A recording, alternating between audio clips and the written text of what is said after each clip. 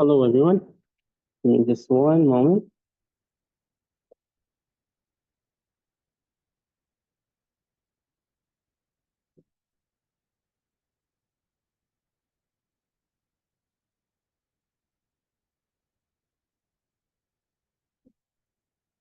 Everyone can hear me now? A bit more better? If anyone prefers to hear me a bit more louder, just let me know. Everyone can hear me? Yep? Raise the hands if you can. Perfect, okay. So let's begin briefly now. And I apologize for the inconvenience for anyone here. If you haven't done so, and this is a good way to just demonstrate the room for everyone. My name is Muhammad, and I'll be honored to be your TA for BIOA02. As you come in, by the way, very important to wash your hands in case of infection from the microbe. If you're not feeling you're infected with different things that potentially can come from infection, that's a good time to come in, see yourself, and we won't be mainly using gloves for this practical, but as we go through different things for today, I'll be able to demonstrate different parts of our lab and how we can get ready.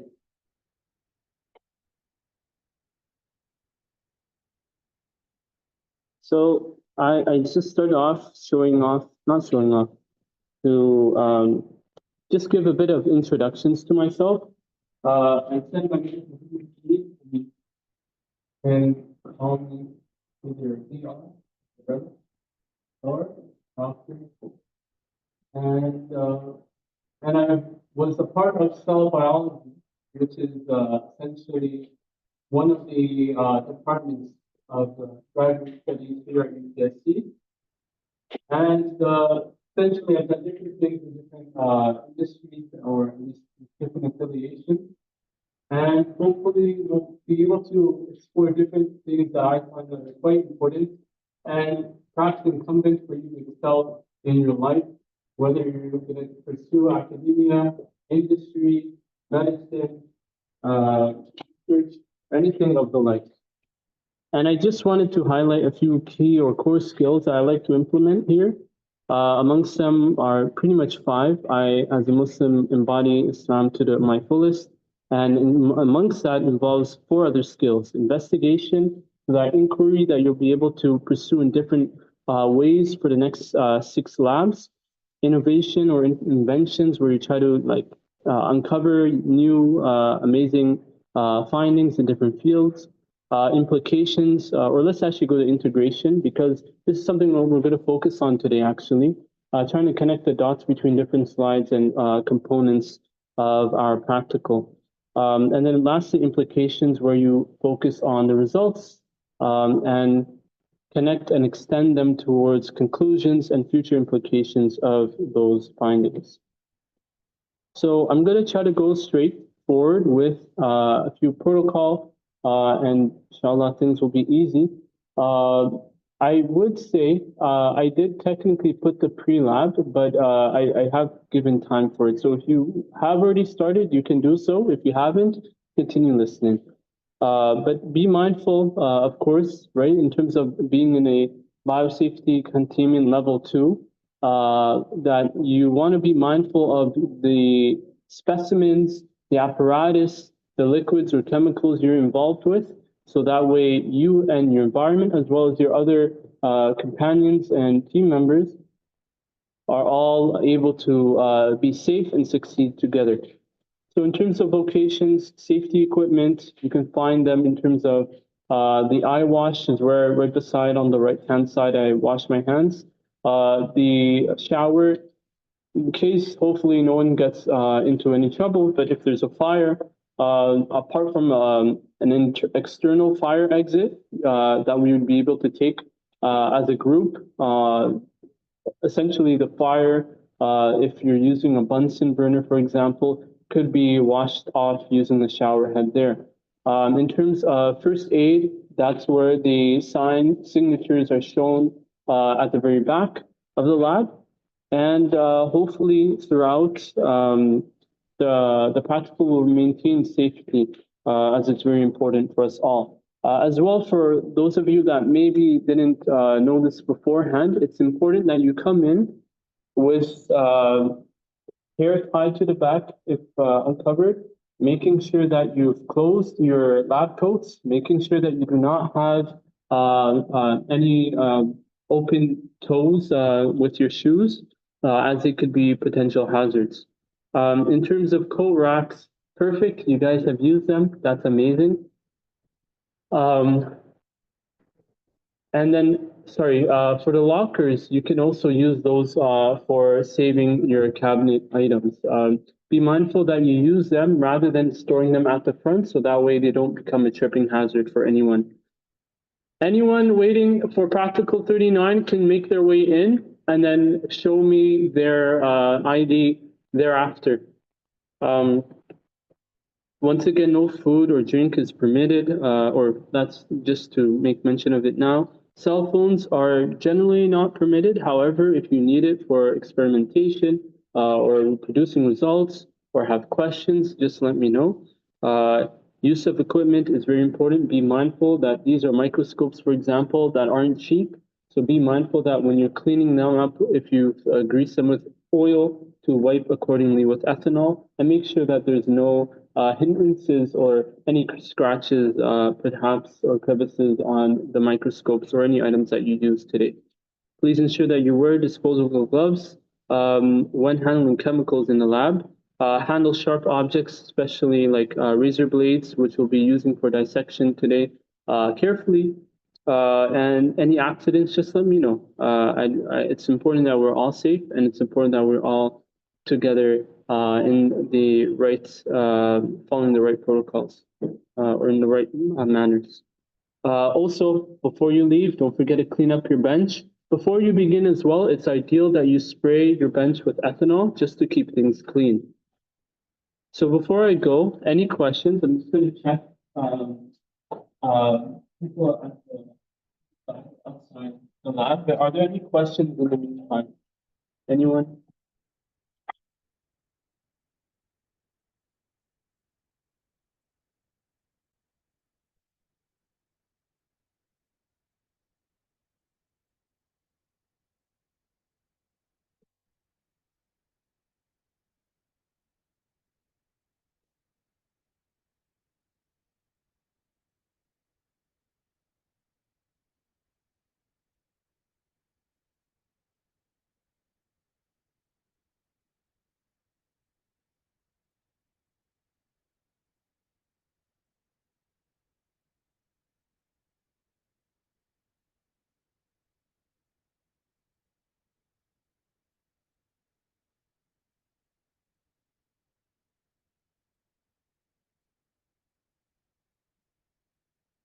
Any questions from anyone here?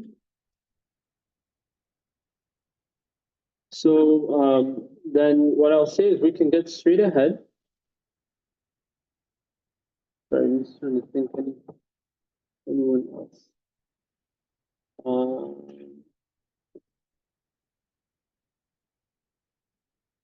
So I've adjusted the format for today's practical.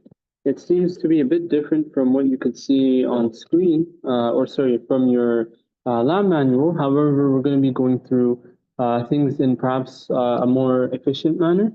For those that haven't started, I've tried to hopefully cover most of the lab today. Now you can go straight ahead to your pre-lab quiz if you haven't done so already. Is there anyone who hasn't completed it or hasn't started as of yet? Just raise your hand. It's okay. I don't mind. Okay. So what you can do is begin now. You'll have 10 minutes from now to complete it, and thereafter we'll continue. I believe at 10:30. And it's open book. You can use even a calculator. If you need one, let me know. But if, yeah, it's open book, 10 minutes long. Generally speaking, we'll do it 10 minutes onto the practical. So just make sure that you're here on time. Otherwise, you may not be able to complete the lab. in its entirety. So just be mindful of this. And then thereafter, we'll go through exercise 4. So that's where we're focusing on the formal lab report, preparing for it in advance. We're going to be setting up essentially, and maybe for time, for those that completed the pre-lab quiz, they'll be able to track up with them just about the same amount. Pretty much for exercise 4, we're going to be setting up different containers for your exercise, and I'll be showing it shortly. But the idea is that we're going to be making them just like the ones that are at the back there, and it's going to be useful for orienting each and every one of you as to which exercise or which specimens and objects or materials belong to a given exercise. Pretty much the ones that have those beads and are on those purple pencil trays are the ones that we'll be focusing for exercise 4. Then we'll go to basic flower morphology with the tulips that you see in purple and orange. And the lilies. And then exercise 3, comparison of pollen diameters, which is also very important. It will take a bit of time. But then cleanup is going to be sharp at 12:45. So be mindful of time and as well of just being able to clean up and be proficient throughout the lab. Any questions on that?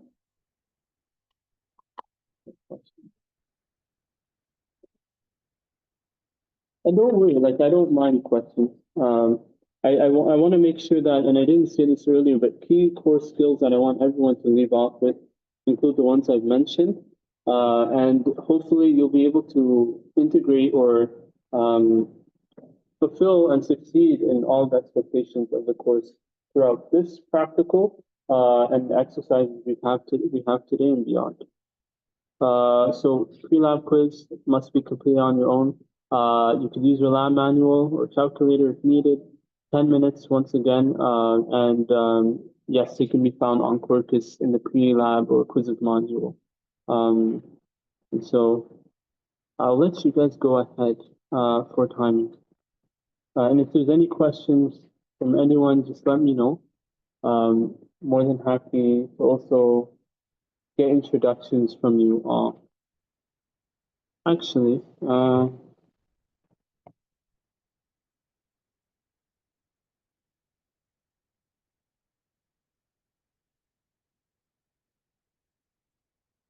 so I'm gonna actually mark attendance another way as well. So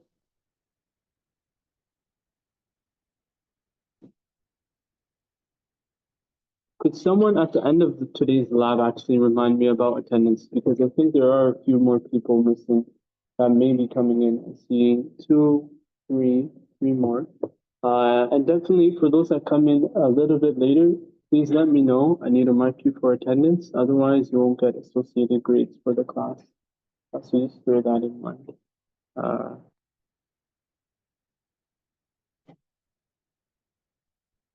So I will let you continue.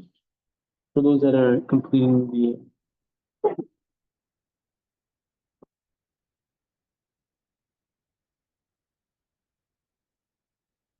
and if anyone needs any like, tools, I mean like a calculator, just let me know.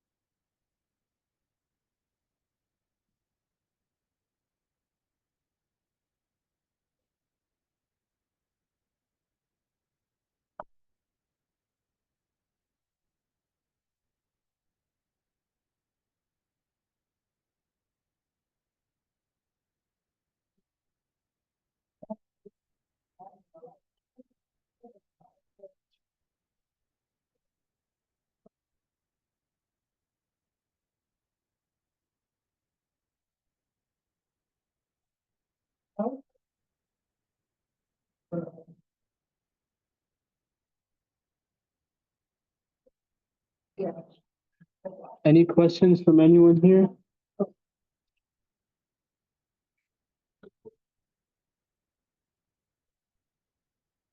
And something I just want to make sure.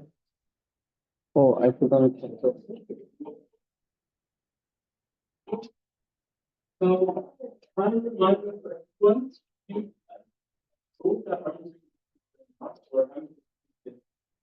for those that have an executive value,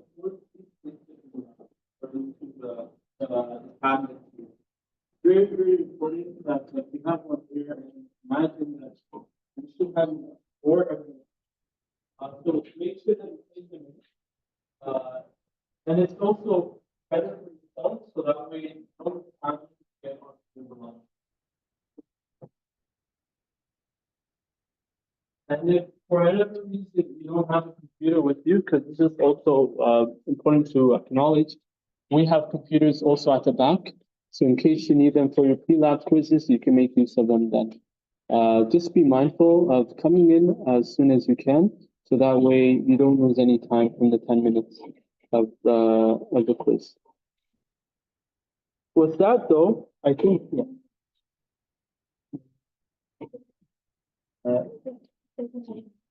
Let me just make sure I have your. Okay. That should be. That's okay.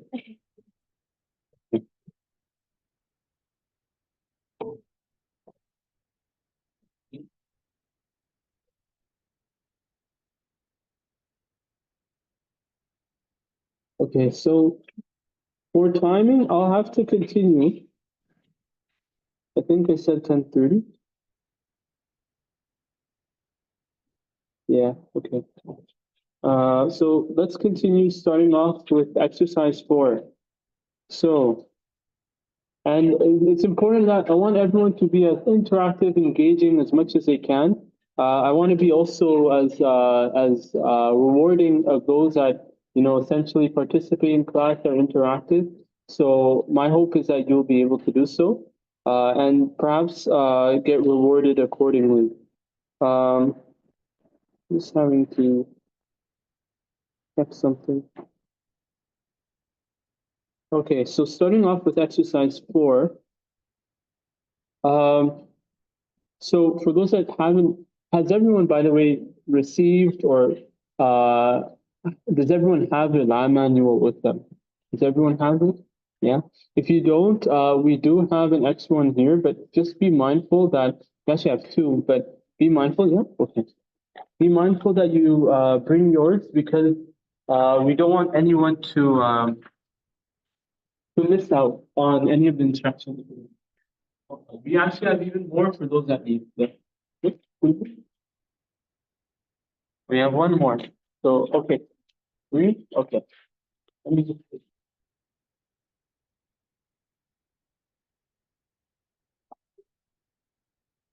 And when you participate, the better it is, the better that receive and perhaps give feedback, and hopefully reward you with essentially your participation. It's a bit different from the time I took this course in terms of prep for having your lab notebooks, for example. But I do hope that you'll be able to spend some critical time and focus throughout the duration of the practical. Just before I move forward, let me just go straight ahead with each of the instructions. So for the first 15 minutes, so until 10:45, inshallah, is the following of what we're going to do. I mentioned that we're going to use for exercise 4, the purple tree here. And so we're going to you actually have a setup that's going to show you how you create a container of the ones that you see in the silver lining. So what we're going to do, follow me. We're going to have each, so we have 2 sides, and we're going to split into groups of 4. So it'll be 3 roughly, like 3 to 4 members per group. So just split accordingly.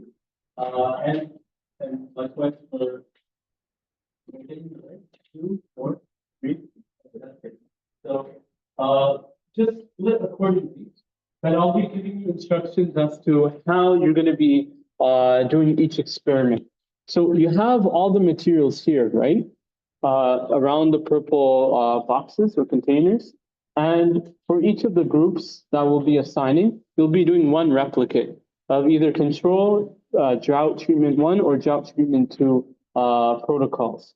And what you pretty much are going to do today is the following, and I'll split you actually now. Control treatments will be, so this is bench A, and this is bench B, at least for my orientation. And that's your section, your block will be group 1A, or let's say control A. You'll be control B. Your group, your section will be drought treatment 1A, and you'll be drought treatment 1B. This group or block will be drought treatment 2A, and this one will be drought treatment 2B. And so the idea is, why are they being conditioned in different ways? The idea is that we want to test droughts in different levels. The control is aimed to be able to see what happens without any drought. And so that's going to be essentially your negative control. And then you'll be comparing it with your drought treatments that I've mentioned earlier, and there'll be 4 reps of it accordingly. But drought treatment 1 will be taken by the lab technicians to be simulated once every other day. Whereas for the feeding of drought treatment 2 groups, you'll be actually having them set up so drought will occur every 2 days essentially. And so water will be given every 3 days. And so we'll be left without water for 2 days. So we'll be split up like that. And I talked about integration earlier, so I just want to reiterate it here. For those that don't know, like protein assays, expression toolkits, for example, we have what's called a Western blot. And what you're doing here is similar to a degree, because what we're going to be doing is the following. I also had it set up in my lab notebook too, so I get to be a student just like you guys. And so the idea is the following. You're going to be meshing. So we have paper towels, right? Paper towels are right there. And you're going to be cutting them up. You can see them clearly or mentioned in the lab manual. You're going to be splitting them up. And also they're provided. So have a look. You'll be able to see the outline. You're taking out a piece of paper towel. You're going to be adding the cotton. Cotton should be right there. Then you're going to be adding the paper towel once again to make them adherent. Then you're going to add those wheat seeds. And how you're going to add them? Adding milk on the tube. So just bear that in mind. The large one for water, the small one for seed. You're going to go up to 10 mils for the seed. So just bear that in mind. Not 10 seeds for 10 mils of seeds. And then add in another layer of paper towels to make them damp. And we're actually going to add in, if I'm not mistaken, yes, water in between. If you need help on that, just let me know. Instructions should also be there, and hopefully you can see them in your lab manual as well. Once we're done, make sure that you've labeled them with the practical 39, your group if you're 1A, or to make it easier, I think it's better to say CA and CB for control A and control B, 1A for treatment 1, 1B for treatment 1, but the second rep, and then 2A and 2B accordingly. And then just bear that in mind, so that way we can label and make things easier for the entire class. And then we'll move forward to exercise 2. Any questions? No questions? All right. You're on your way. You can make your way to either side. Just bear in mind, the water is also labeled. They're very similar, aged water. So just bear it in mind that you're using the right one, so that way not one of them is being filled up or emptied more than the other. You can make your way now.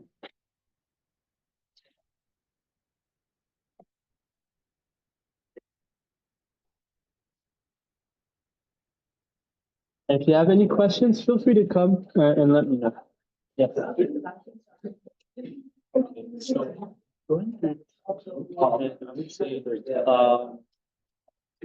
So for orientation, we're starting off with exercise 4. And so the idea is that we're drought treatment 2B. I think yours is going to be on that side. So, yeah, opposite side. You're just going to grab it at a given amount with your tape, and they're just going to try to match up with the format. Yeah, the format of essentially the container. Those gray containers are the ones that you're going to use. Just one group will use just one container, by the way. Don't do both because we have 2 reps for that purpose. Just use one container, but you can ask your. Okay. Does that help? Like what's confusing? What are you doing? Because like I was doing this, so I don't know. Yeah. So what we're going to be doing is essentially your group is going to be taking care of adding in the paper towel. So you're pretty much going to follow this. Oh, okay. And place it into your container, that gray container, just in one of them, and it should be labeled with tape and a Sharpie. It's very, very simple.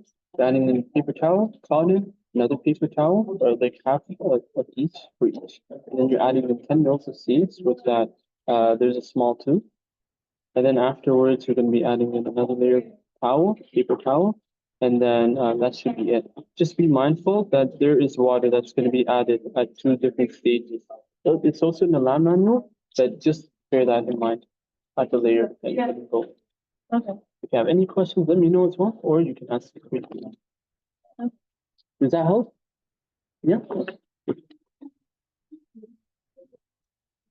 So treatment 1, you can go through that way. If you want to prepare the paper towels, you can start out and then just wait for the other groups to put in the water.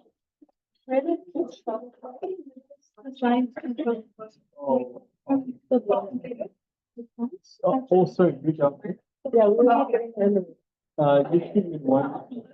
Yeah.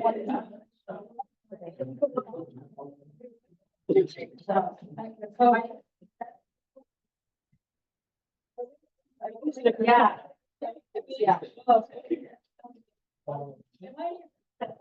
Oh, I felt like I was in the first session.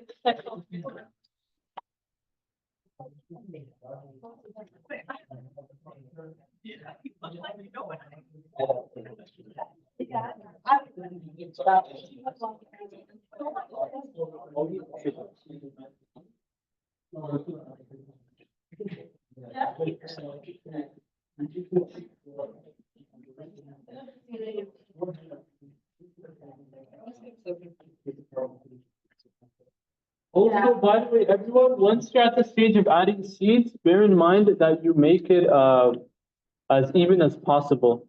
So that way they're not just cornered in one location, nor in the center, but dispersed evenly in that one layer.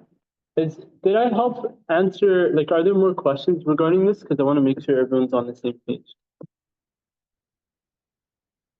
I see that there's maybe one group here for treatment 2. Are both groups here or just one? Is it your 2B or 2? Okay, perfect. Okay, so you guys are doing well. I just want to say, because I see there a bit to be crowding here, maybe more than it's necessary. So what you should just do is when you're ready to add in the water, for example, then place it in accordingly. So that way people don't have to wait. But if you are at that stage, go ahead, wait in line accordingly. But if you also want to move forward to exercise 2, you can do so.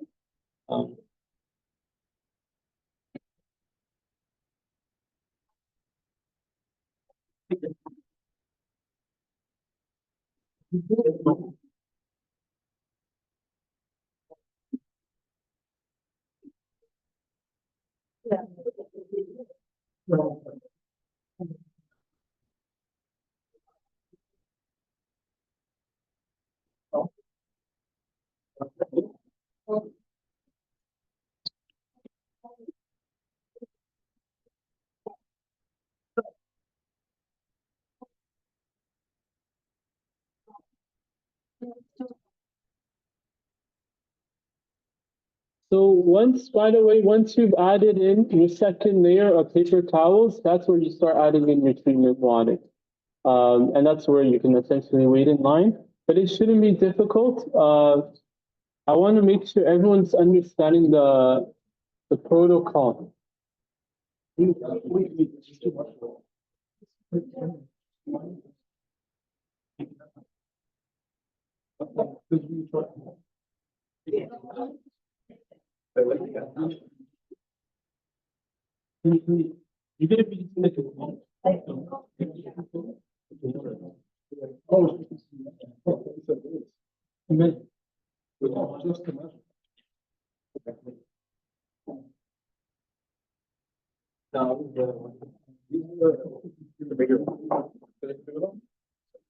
So you did the other one for the water.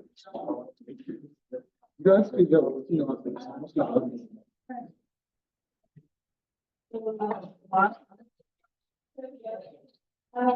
Any questions? Yes. Is there like groups for the treatment? Yes, there are. Which one are we? You are 2A. So you're gonna go essentially down that way, but I would say go with your group once they're ready. And then you'll be adding in 20 mils of premature water. Does it matter when we go? As soon as you can. Like, I mean, like for the steps, like, do we have to like Follow the order? Yeah, do we have to follow the order, or should we just get it and then? Like follow the order of the layers? Yeah. Yeah, it should be followed in the same order. So you gotta go put one layer, then clot in another layer, seeds, accordingly. And then you said we get Yeah, liquid is right now. but then what's okay? What's the stupid question? What's the liquid for? Water. It's to grow the plant. Oh, okay. Does that help? Yeah, I think so. Okay. By the way, everyone, I just want to make sure that we're running on time. Please bear in mind, we actually are past time. So we're at 10:45 right now, meaning I want this to be very honest with you. I want us to be done in 5 minutes. It can be done. It just is because we have different groups, it could be maximized efficiently. If you need my help, I can just come in at any time.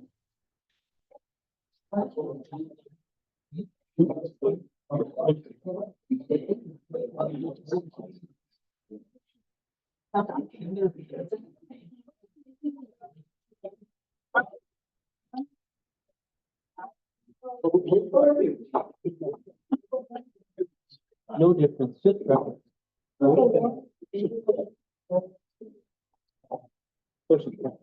One. Yeah.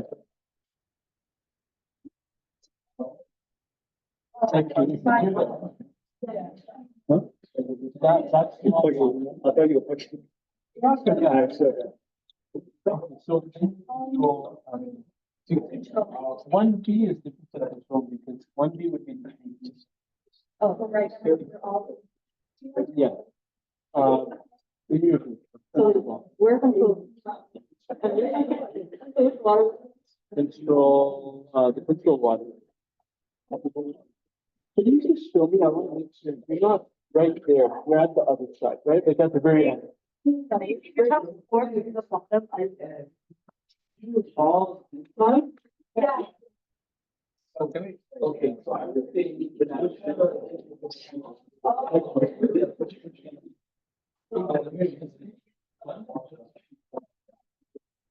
and all essentially meant to be. That means that. Okay, so that's okay.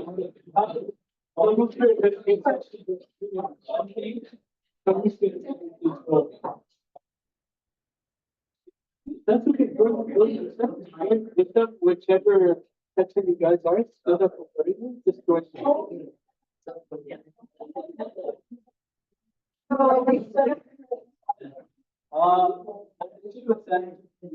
don't want it to be one distance. One here. One, two, three.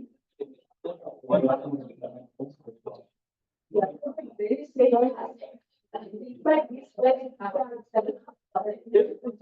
okay. find out hopefully for that each group has done their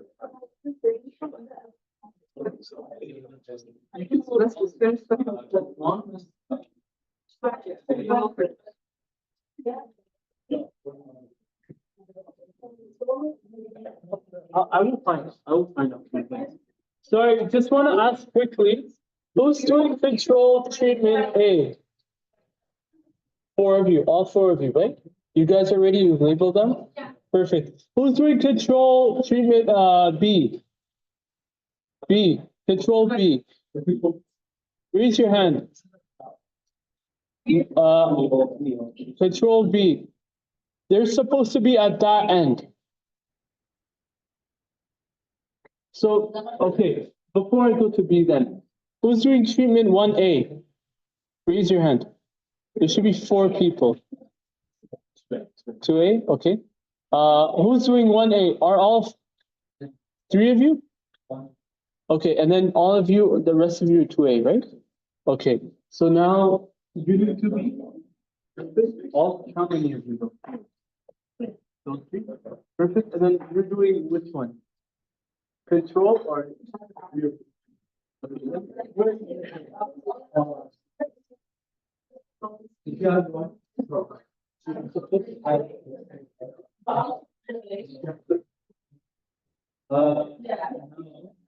Has anyone added seeds before adding water? Attention everyone, has everyone added water before adding seeds? Yes or no? Yes? Okay. Now it appears that we are missing one group, so I must make sure that we're not adding in too many people in a given group. So you're 2A, 2B. So what you can do is say, I would say recommending people control. Say, this case should have had. You need to start with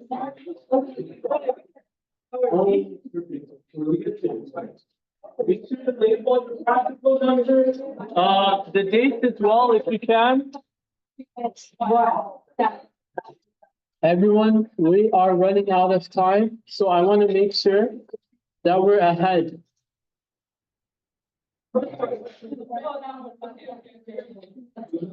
Yes. To say that you want the dates too? Dates is ideal. Yes. 1/8/25.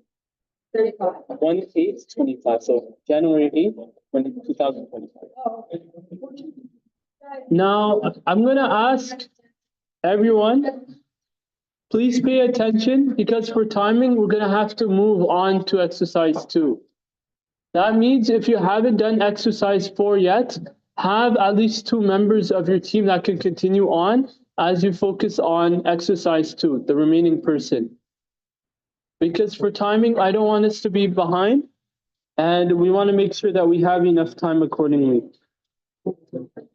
Exercise 2 is going to be up to 11:25. I want to pressure you guys to focus. Please pay attention, everyone. Are we all paying attention, please? I want to bear in mind that if you want to excel, want to succeed and be punctual in this lab, you need to pay attention to instructions. Please have a look in the lab manual for any instructions in advance of the lab, but also when you're into the lab, make sure that you're all paying attention on time, because you have a clock there, you have also a clock here, but if you're not keeping up with pace, then you're not going to be able to complete the lab. So bear that in mind. I don't want anyone losing marks, but also it's upon you all to make sure that you do your best, right?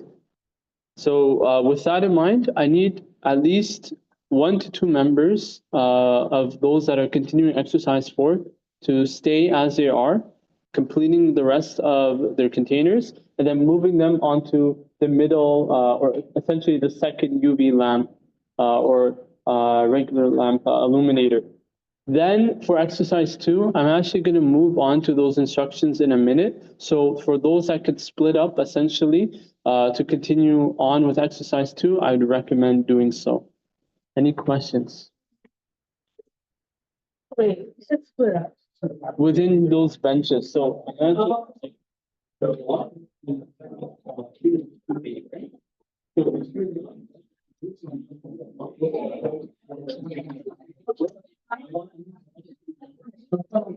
continue with the exercise 4, but then the remaining can focus on exercise 2. Oh, okay. Does that help? Yeah. Yeah.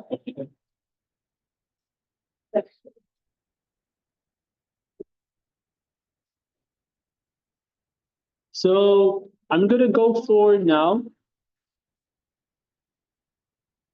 Hopefully you can all hear me. So the idea is that we're going to be moving forward with a few other components of today's lab. Exercise 2, basic flower morphology. This may take a bit of time, so I would recommend, because you're working in groups for this part, bear in mind, and this should actually be done in pairs. So bear in mind that you're able to complete this efficiently. If you're working, if I understand some people are working on exercise 4, have the rest of your group focus on exercise 2, so that way you're able to look back and see the different components for the figures and the images that you're going to be constructing.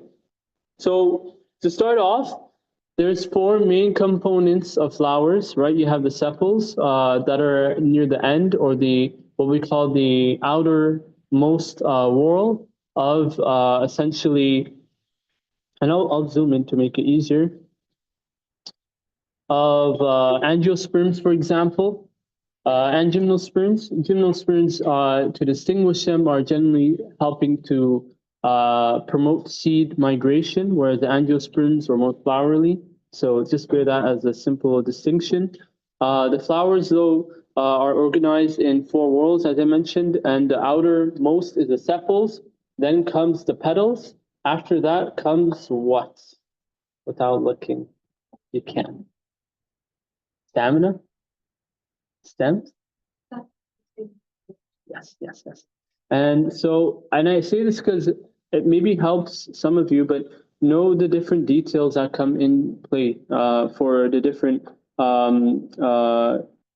reproductive organs. So for example, the stamen for the male reproductive organ for plants includes the anther and the filament. And this is like something that you could consider to and I'll touch upon this after, but pistil, for example, is a female reproductive organ, and that includes the stigma and style, right? So bear in mind that they're not only different morphology and different have different functions, but also have different abundances. There's only one pistil, right? And there could be multiple stamens. So just bear that in mind, and you'll see that when you're doing your cross sections. But as we move forward, as you can see from your lab manual, you have, and this is something for those that don't have their lab manual, draw it in a notebook to show, and you can even take a photo to show as proof for your post-lab assignment to me. You could send it to me directly, or you could upload it. Actually, it's best to upload it on Quirkus. But as we move forward, your first photo is going to be taking essentially making a diagram of. Okay, I'll continue. I think it's going to show it shortly. Yeah. So I'll show these components. Angiosperms make up 23% in terms of monocots. They're shown as parts of threes, so you can have 3 petals, 3 sepals, or 6 petals, 6 sepals, etc. Eudicots are more abundant, 4 to 5 sets each for the petals and sepals. And then in terms of morphology or symmetry, you can have either a radial symmetry, where there are more than 3 different identical sectors, or bilateral, where they are like replicated. Think of organic chemistry if you've taken it. If not, then just think of mirror images like in elementary school. Now let's go forward with morphology. So the first diagram is what you're going to be outlining in your lab manual, right? So it's not too difficult. Essentially use all of the different components I've mentioned thus far, and actually bear in mind the identity, if it's a eudicot or monocot. When it comes to your figure caption, it's something very important to bear in mind. You have to be able to mention not only the plant, or at least a description of what it is, but also its traits, right? As I mentioned, and that the fact that it's a whole flower, because you're going to be doing the following figure as a dissection. So for at least the next, so actually before I move further, any questions on that note? No questions? Any questions? And I don't mind. I don't mind of any questions. But then the next one is essentially where you're going to cut the flower with a razor blade. Be mindful that you don't hurt yourself, and you actually are cutting essentially to actually get an inside look into the ovaries. So the idea is that you're going to have this one flower, right? And you're going to be separating, similar to as before. You're going to be in blocks. So bear that in mind, right? One block, one block, two blocks, and you go for your side. One block, one block. Now, in terms of pairs, that's when things are side by side, but just bear that in mind for the rest of the practical. And as I highlighted here, you need to have a descriptive figure caption. So it'll be something like this when you draw the dissection, and you'll be using your microscopes to do so. But I want you to bear in mind that when you have your figure caption, make sure you're as descriptive as possible. And also when you're annotating your figure, that you mention all of the shown examples. The ovary is essentially just like the female reproductive system in humans. It's going to be outside, and it has an outer lining, but it's one body, right? Now, the ovule with eggs is what you're going to see more externally. So make sure that you cut it finely, sharply, but if you need to see additional sections, I would highly recommend you doing it as a group yourself first, but if you have trouble, let me know. That's exercise 2. Any other questions? Are we done exercise 4? Is anyone not done? Please raise your hand. I'm so proud of you guys. I'm just going to have a look at it. But there's a problem. One is missing. So, and one is control B is not covered. The control B and control A. Can I confirm that both of you are control A?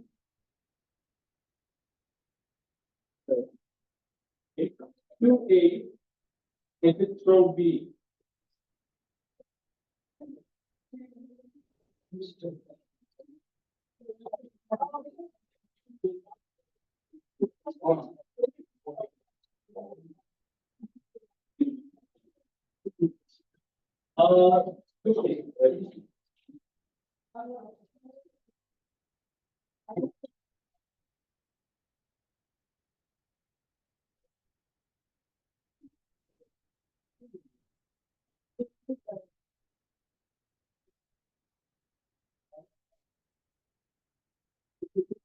Small.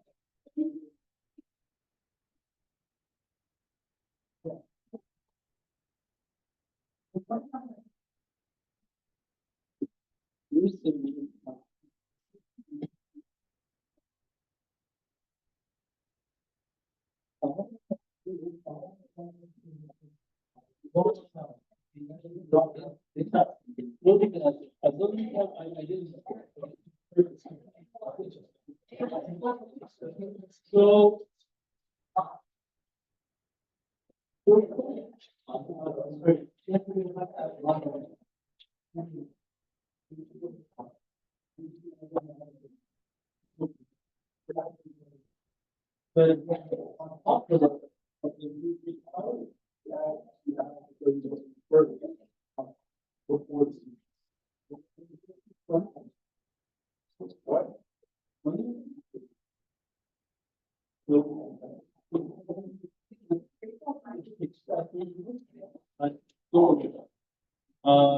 okay. So, any questions on exercise 2? Yeah. No, that's no problem. Yeah. Independently, if you can. I mean, to be very honest with you, it is ideal that you actually see the flower itself to actually show the diagram. Like you can ideally have separate.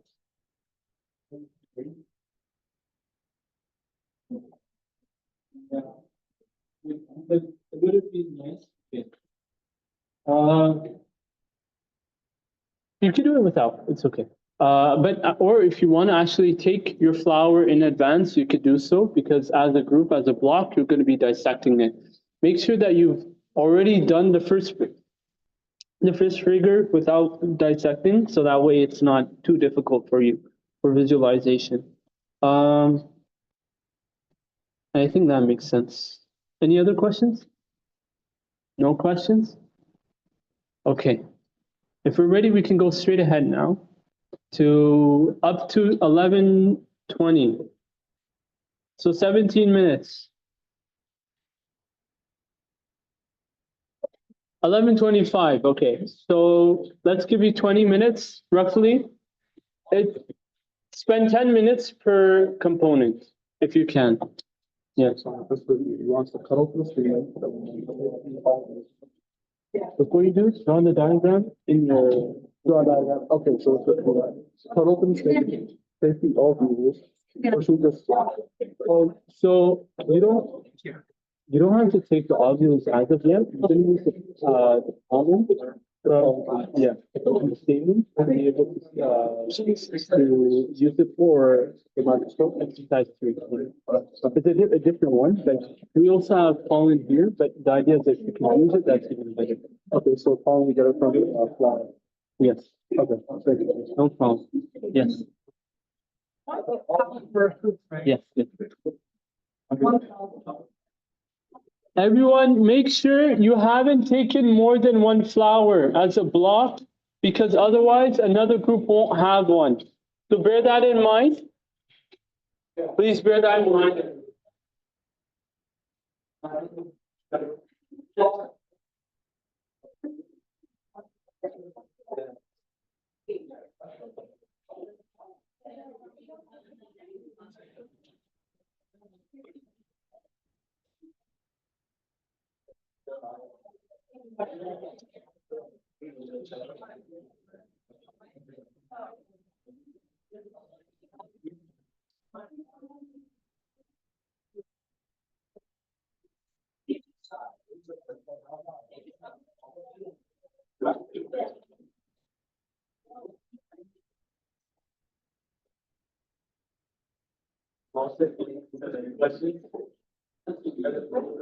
So, by the way, for colors, you can just mention that for the figure caption to distinguish it from either counterpart or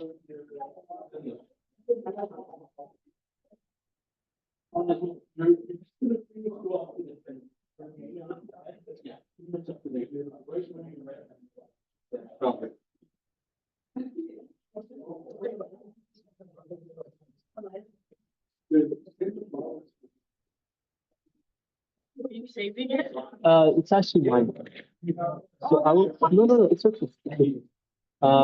So go ahead, make use of it. Yeah, I'm not gonna write. It's on backward. It is, sorry, but It's like they're sold out. They're out of stock right now in the bookstore. I don't. Okay. But hopefully they should be having more. Yeah. I'll Actually, check go after ahead. class. Go ahead. You see? No, it's okay. It's okay. Thank you. Go ahead. No.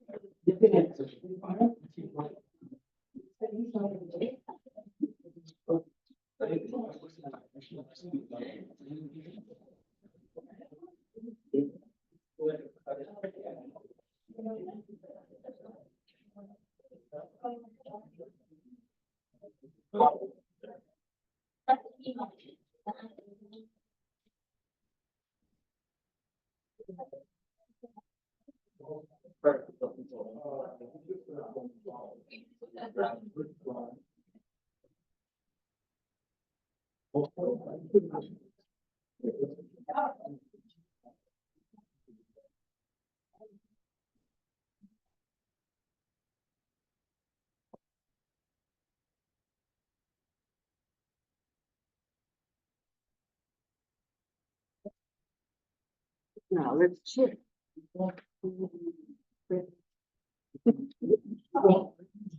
Yeah, but it's from here. I can see both. Anyone? Yeah, I could see it now. Yeah. So, but you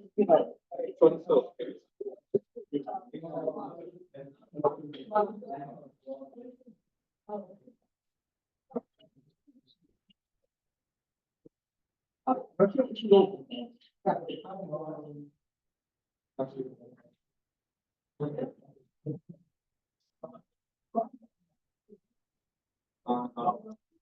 there was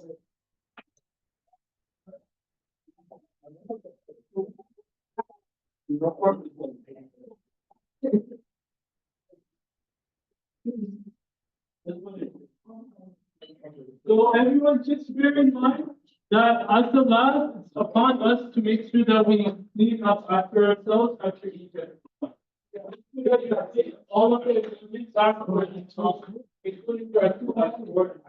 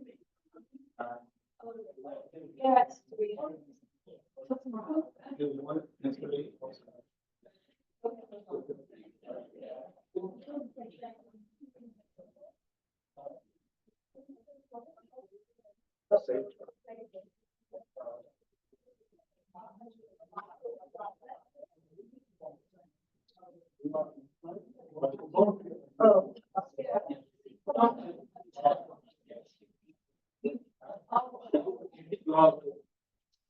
Oh.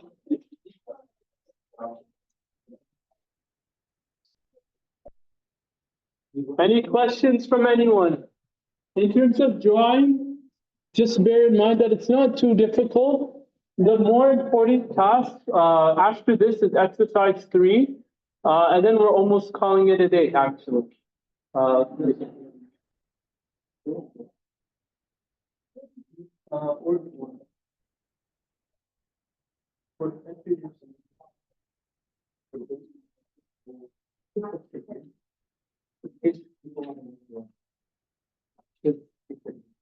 that's a different kind of. So how are we doing, everyone? Everything good? Everyone's doing okay? How are we in terms of timing? Do you think we'd be done in the next 12 minutes? Yeah? Okay. Let's bear in mind we don't want to be behind. Yeah. It's doing good. The people are on time. We have it from 10 to 1 though. That would concern me too. But no, yeah. I think we're good for timing. Thank you.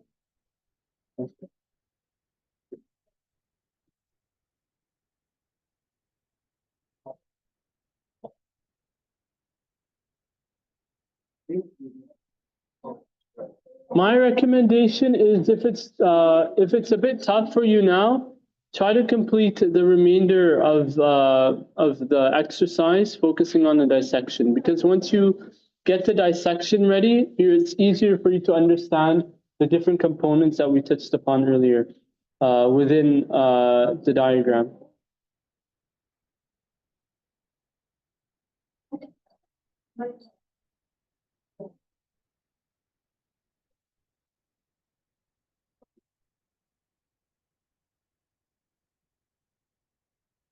If you still need it, so That's okay, I'm just using the PDF now. I just downloaded it. okay. Thank you so much, yeah. Thank you.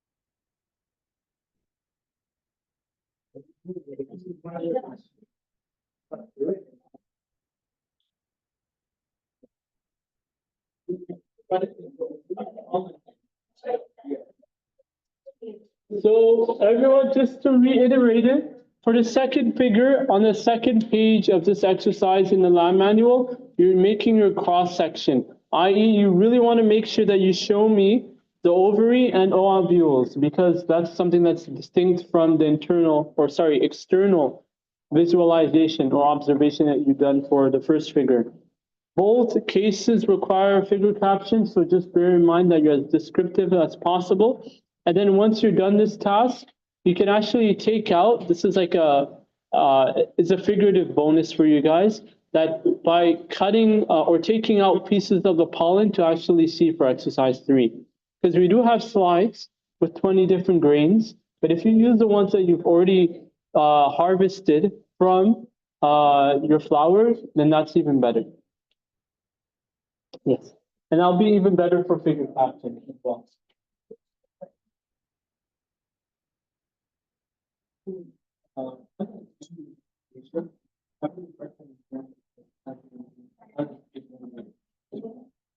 So if you need help in terms of deciphering how you're going to dissect, choose the widest side to begin your dissection. So that way it's not too hard for you to dissect with a razor blade.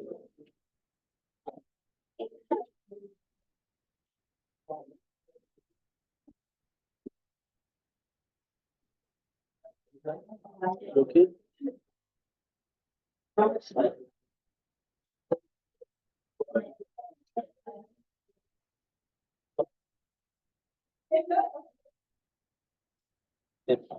Oh, yeah.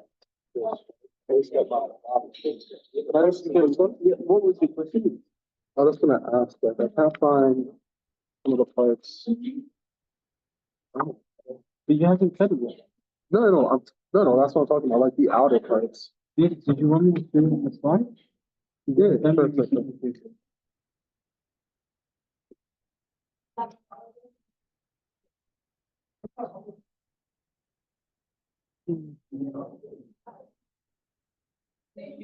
It's actually the same data, right? But the idea is that you're going to be doing everything from the outer side.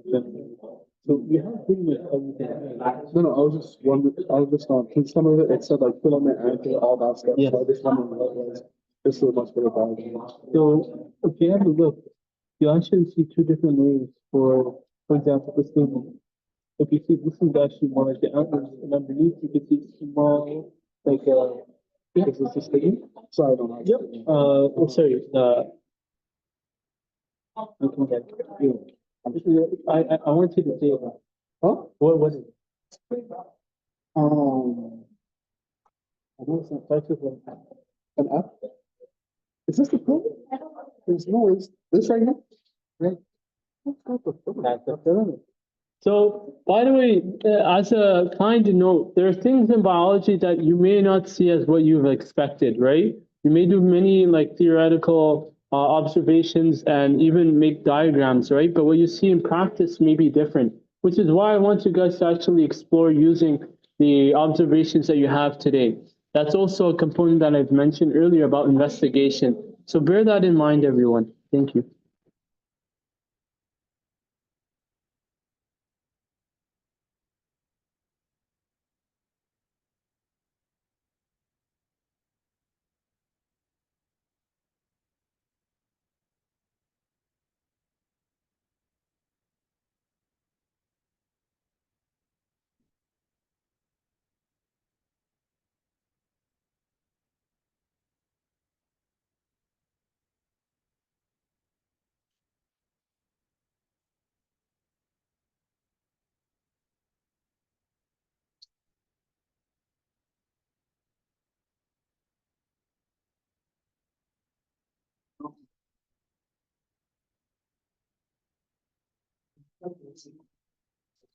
And once you've actually dissected, just let me know.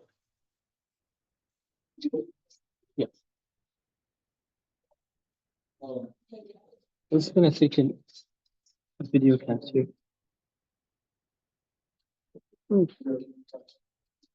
Okay, wow, it's actually really good. So you're able to see the obvious? That's really good. Oh, great job, great job. So did you use the widest section, like the widest side? That's okay. But that's really good. That's really good. Congrats, you guys. So these are just different exercises that we've done today or in process of making. And so this is what we're doing, as you can see.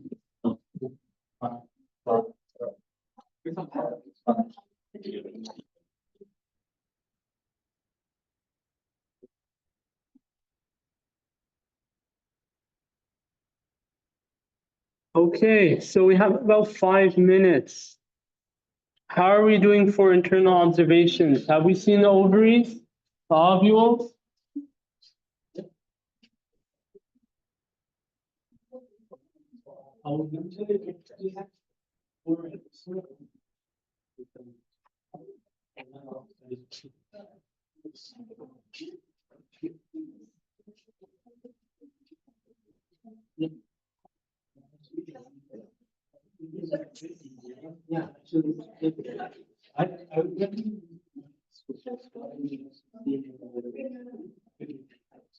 Everyone, don't forget to use the microscope so that way you could see internally how the resolution is of the ovule to the ovary.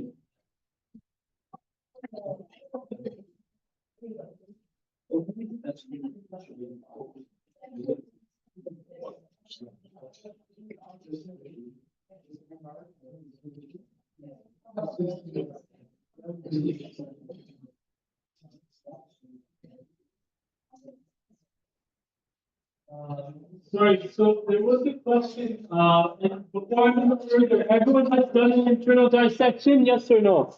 No. No? It needs to be done as soon as possible, in the next minute. Ideally with a razor blade. Razor blade is better. Okay.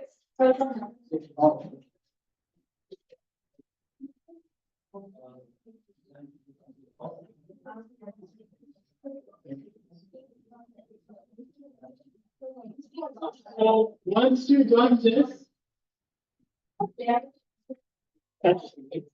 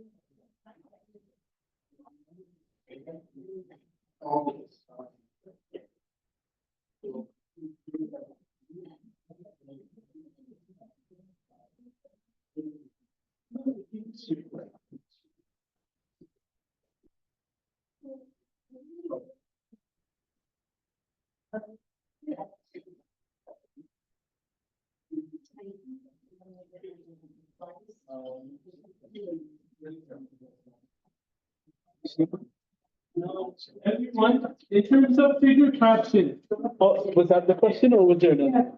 Okay.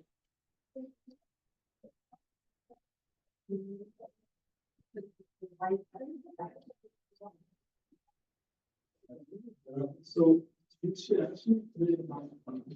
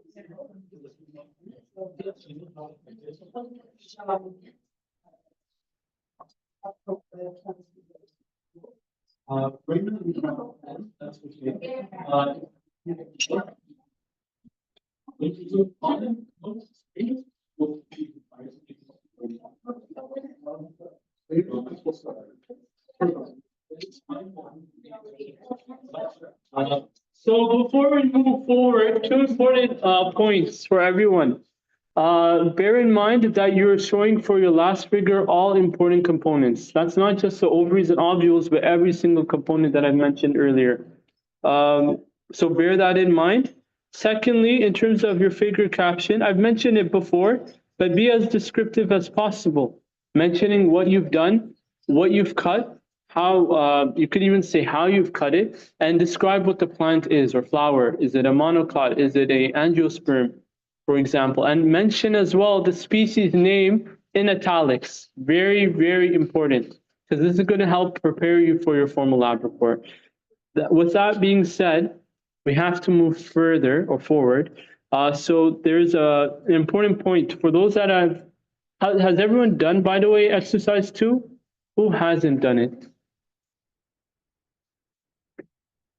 If you haven't done exercise 2 yet fully, have a few members go forward with exercise 3 and you can move accordingly. I do want to mention, ideally, if you could use the pollen grains from your original flower for exercise 3, that is great. If not, we have prepared slides here, right in the red slide box behind me or in front of me. So with that in mind, we're going to move forward with just seeing a bit more into the lab material, lecture material.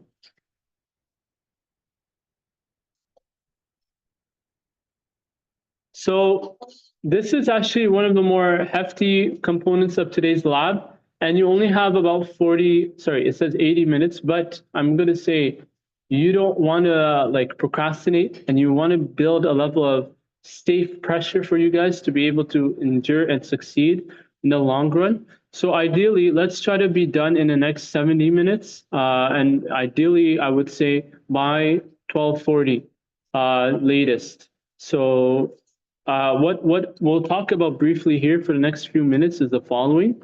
Pollen diameters. So you have, and for this, hopefully this helps in terms of your understanding of BIOA02 material from your lecture slides, specifically in the mode of genetics. So meiosis versus mitosis. Who can tell me the difference? Yes. Meiosis is like the sex of mitosis. Generally speaking, yes. I actually, to save time, and I really appreciate the answer, I'm gonna ask for future reference that for timing, because I realize we may not have enough time for further discussion. But what I'll do the following will be the following. So great answer, and in what we should all understand is that there are different divisions for stages for not just plant development, mammal development, but even our own development as well. So think of meiosis and compare with gametes, as beautifully said by the gentleman on the right-hand side. Can you give me your name, by the way, just to make sure? Jaden, every time you speak with me for next 3 weeks, please just remind me your name. That way in Toronto Zoo, I can make sure I know you by name. So with that in mind, okay, so exercise 3, Jaden, beautifully said. Now, pollen being produced in different ways, being able to travel, right? We mentioned this through gymnosperms, and even here, there are 3 main components. You have pollination through travel, air, wind, mammals, water, etc. You have thereafter pretty much a mode of migration. I mentioned something as well in my material. And then this is where we're going to get into more statistics, more like data arrangements. Yes, so you have germination and then fertilization, generally speaking. But the idea is that you're going to go from haploids, which are essentially in your ovules, right? They're haploid cells, right? And then essentially they're going to be forming spores that eventually develop into, for the case actually shown here for the male gametophyte, to eventually develop through mitosis. So the idea is that that's what your pollen develops into, and it's you'll be able to distinguish this for the female gametophyte. So just bear that in mind. But I've mentioned this before, and so now we're going to go straight ahead. In terms of flowers, understanding the different components of them and how they connect to your observations today is important, but I'll just straight away talk about your exercise. And so the idea is that you're going to be now a sets of pairs, maybe even 4. So maintain your groups actually to make things efficient with timing. We will actually be able to create our own experiment for the next hour or so. The idea is that we're going to be separating the seeds or pollen grains into different categories. So for example, if you have a flower or pollen grain, and there are slides once again here. So if you wanted to see more detail, you'll be able to see that in this box. But once again, you could use your slide from, or sorry, you could actually make a slide from the pollen grains that you have from your flower. And what I want you to do is be able to compare 2 different categories of these pollen grains. And that could be whether or not you have a monoclot versus a eudicot, which is more ideal and maybe useful for a lab exam. And being able to discriminate this even from your own flower is important. But even now in terms of size, right, being able to determine, okay, I see some pollen grains that are larger than others or more viscous than others or like more thick than others. How can I determine those different traits? Have a look in your lab manual and you'll be able to actually see the different species that are shown. Or at least be able to differentially categorize your pollen grains. So I said here, in terms of the number of, so for clarity, species, that was actually meant for pollen grains. Species in each group, you ideally want to have at least 2 for replication purposes. In terms of the number of pollen grains, that could be, obviously, you want to have as many observances as possible so you could record more data for each replicate. But in terms of your observations for pollen grains in general, have an ideal range between 5 to 8 pollen grains. So that's my recommendation. Just you can ignore. Sorry, not ignore this. It's important that each group. So your two main categories, let's say of small versus large grains, or just even any category, category A and category B of your pollen grains, of what you distinguish between them.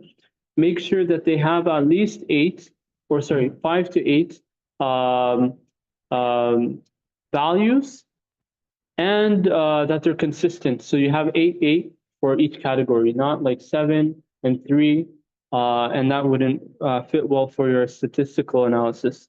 That's what we're going to be talking about afterwards. But if you want to know how you're able to measure those diameters, this is where it comes in your observations with the microscope. You're going to be essentially going from, I would say, ideally 40x objective lens to see what the calibration coefficient is or factor.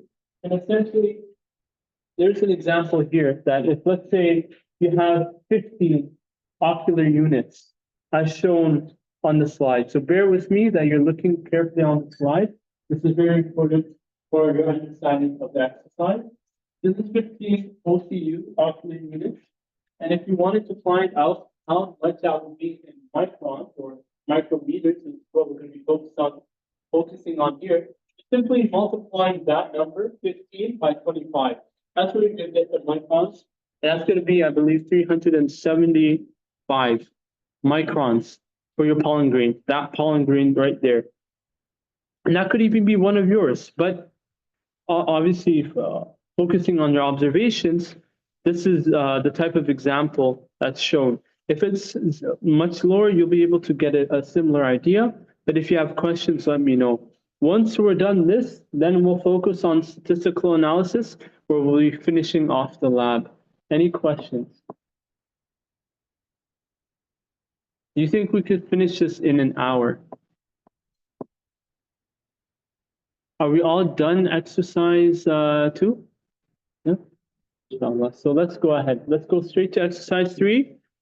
And once again, make sure that you've labeled your figures, your diagrams. Make sure you're not losing any features of your flowers for your figures.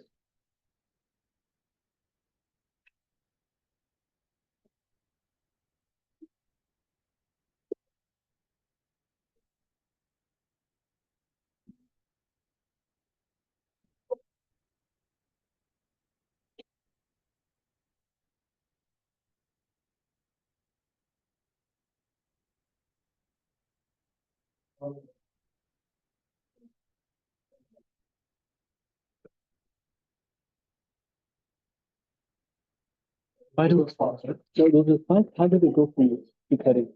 Cut it, it went almost forward, but, Can I see? Or actually, let me know.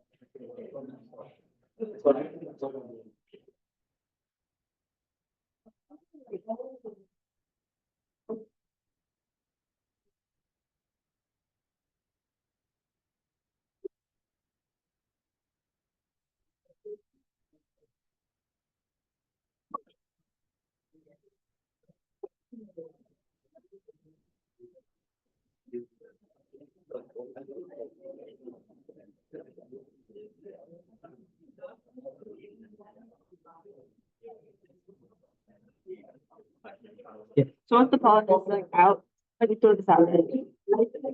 Sorry? Like once you get the pollen out, you just You can throw it in. I would say just keep it with your petri dish because you're going to throw other things as well. Oh. Okay. But that's good to ask.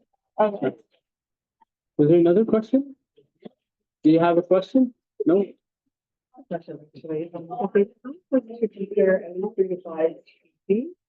Sorry, to clarify, it's not unified species. That's like ignore that part.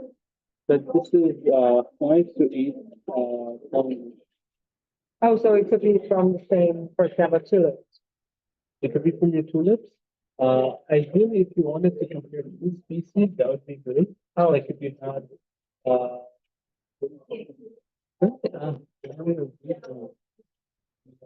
Probably for next. yeah. Okay, but yeah, so don't worry. Yes.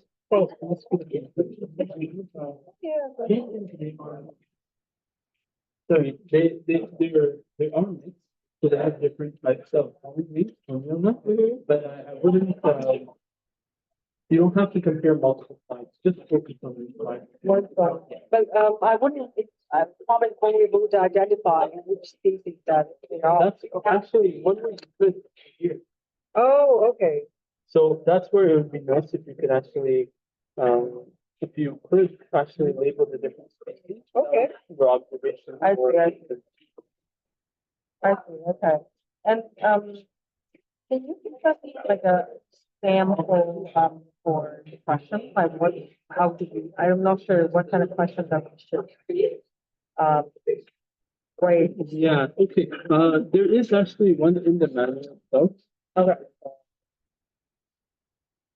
So it's not worded as such yet, but the idea is how are you going to distinguish the pollen grain diameters of, be it angiosperms, gymnosperms, pollen of the wind versus it could even be another wind pollinated species, but even I would say like wind is an animal, for example, like our hypothetically the wind pollinated species have grains that are smaller because they could perhaps flow farther in the air, whereas the animal ones, they could vary in size depending on the type of animal, they perhaps are getting smaller or sorry, larger, because of maybe beaks, for example, or maybe bees or different things like that. Okay. But those are just examples. I see. So the question, for example, could be like, with the pollen, with the diameter of the pollen from a wind pollinated species be smaller than the that would be more like yeah, sorry.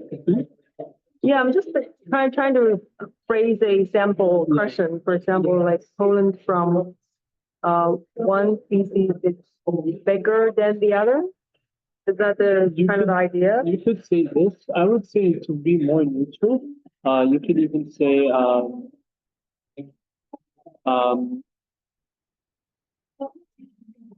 how do the pollen grain diameters compare between monocot and eudicot flowers? How are they different? Flower species. Yeah. You could say how they're different, or you could say to what extent do they not compare. Is one bigger than the other? You could say it like that, but to make it more ambiguous, ambiguous even maybe. But you could also provide your thoughts, like I would say if you wanted to go the route you were of saying like, let's say that our pollen grains from wind pollinated species larger than animal pollinated species. And then that could be your question. Okay. From the ones that you've investigated, just make sure that they like match up so that if you're focusing on the different types of pollination, that they match up here. Or if they're different types of species like angiosperms or strings, then they're mentioned there as well. Or if they're large, this is small sized pollen grains. Right, I mean, the basic idea is we are comparing the diameter. Yes, exactly. Thank you. No problem. So it's just cross the answer, but do we have to put the answer like onto a water droplet? Can you statement? Or term and transfer? Yeah. Okay, so we have to cross the answer to onto a water droplet. I would actually usually you cut it out, but you can even dip it in that water drop. Oh, Without having to, because the issue is that if you touch it, you need to much more than you need to, and you even block the pollen grains from sight. If you do see the case that it seems far too little, at 40x to 10x, then go ahead and like crush the tip essentially. But I wouldn't recommend crushing too much.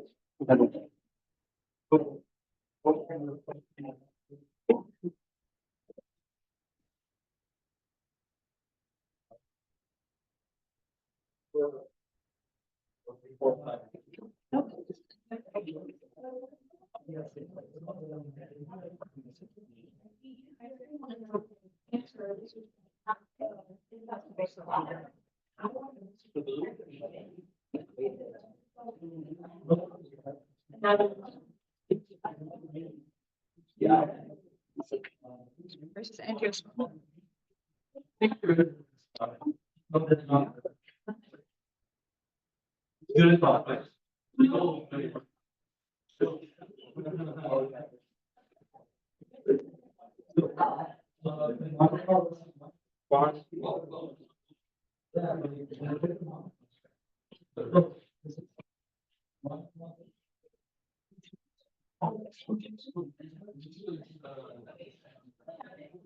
They're all different.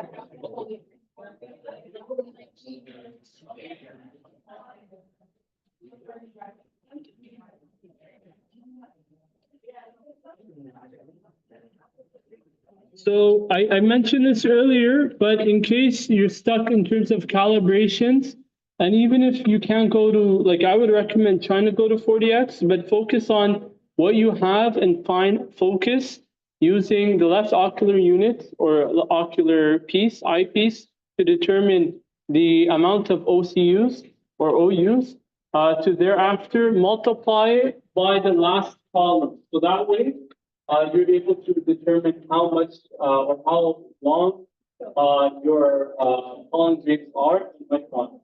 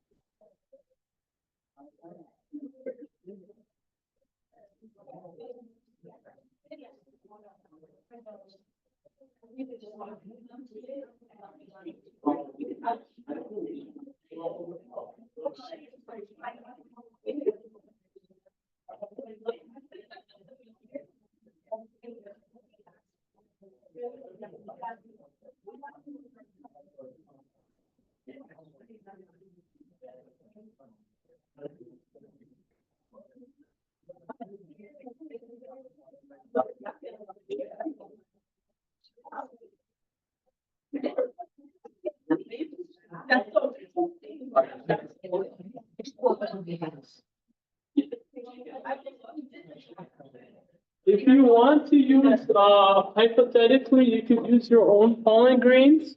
It is a lily, by the way, so that may help you. But I would say if you want to make it more versatile, use the slide box as well. Make sure, though, that once we're done today's lab, you make sure you bring all of the slides and any other equipment that you used for today right back here, because we need to make sure we keep right with count, such that this should have 12 slides.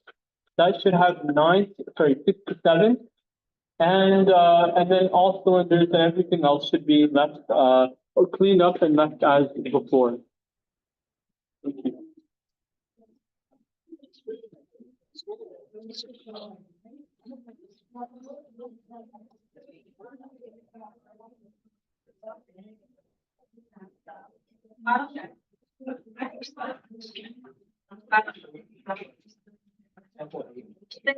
You don't have to do it with But let me just see because I forgot what the purple one. The purple, sorry, that was monocot. It was an orange one. I'm gonna see there.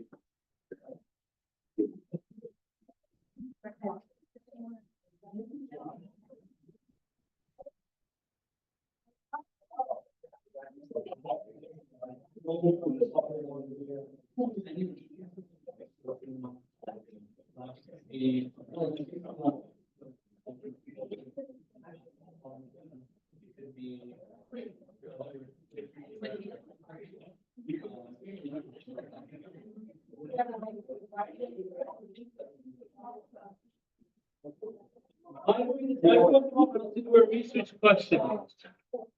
No? Okay. So you have a question? So actually,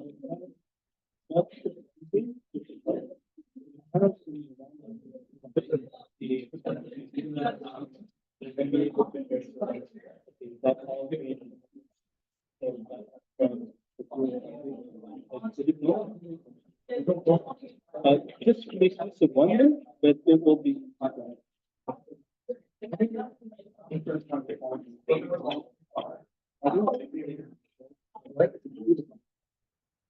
Ideally, so if ideally you want to have 8 pollen grains as values for each category, i.e. up to 16. You can even go up to 20. That's what the lab requires of us, but I wanted to make it easier for you. So go up to between 10 to 20 in total, but it's going to be i.e. 5 to 8 or 5 to 10 pollen grains per category. Okay. Does that help? Yeah. Actually, wait, so, like, for all bars, it's like, here in the middle of the good, it's kind of like a bit, it's not like count. By colors? Yeah. If you want to use the same species, that's ideal for categories to make it simpler for you. So that shouldn't make it too difficult, I hope. Does that help? Yeah. Yeah. Yeah.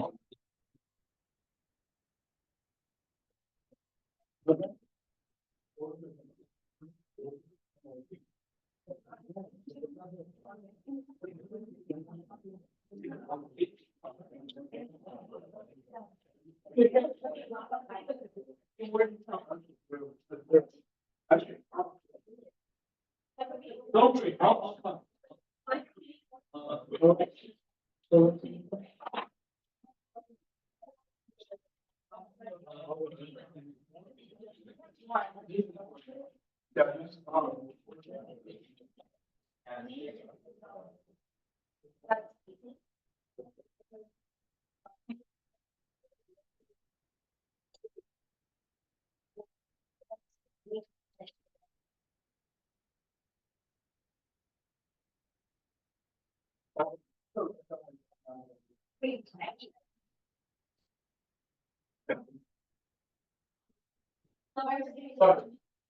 no, this is,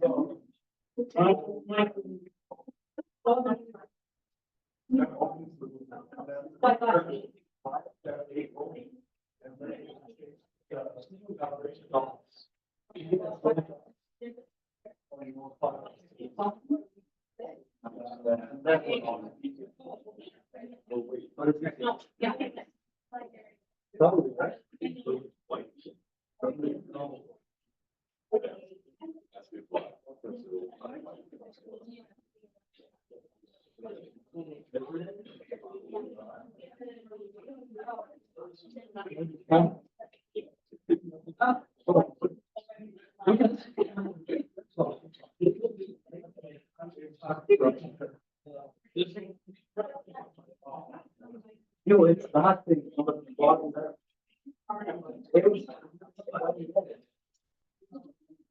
Yeah. What's the change? It's only 5. It's really species.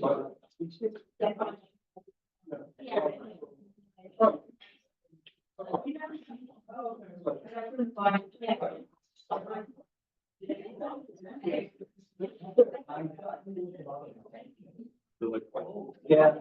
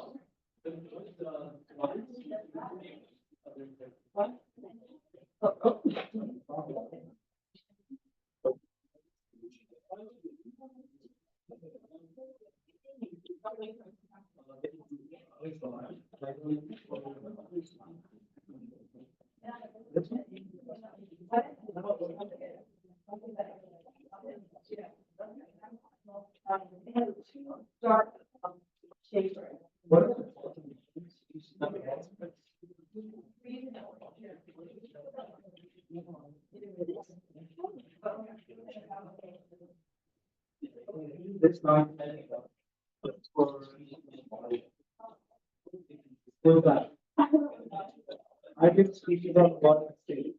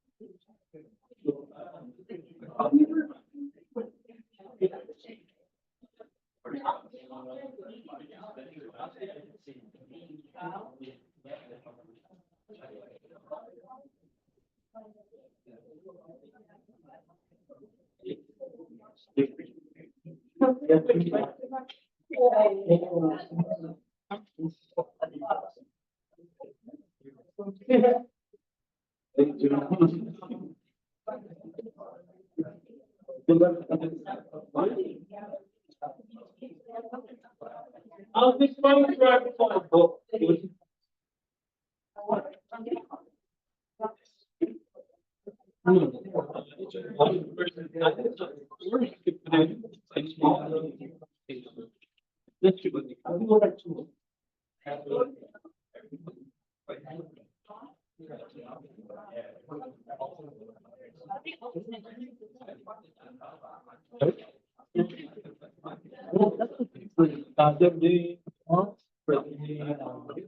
They are based on when they're not, they don't have to.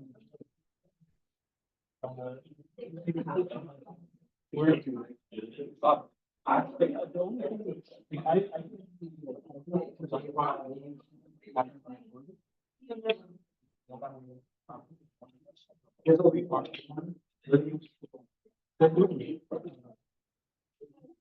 it looks like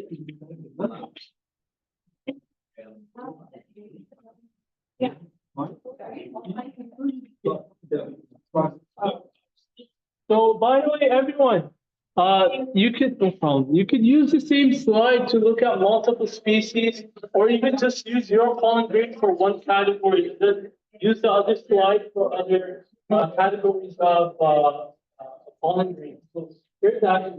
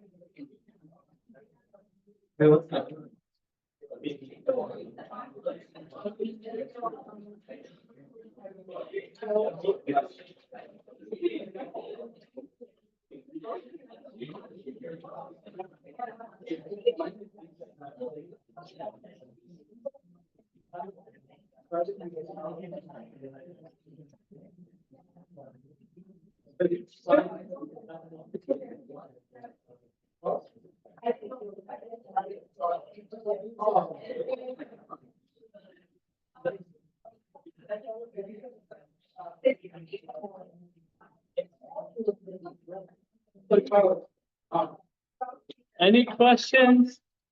Any concerns?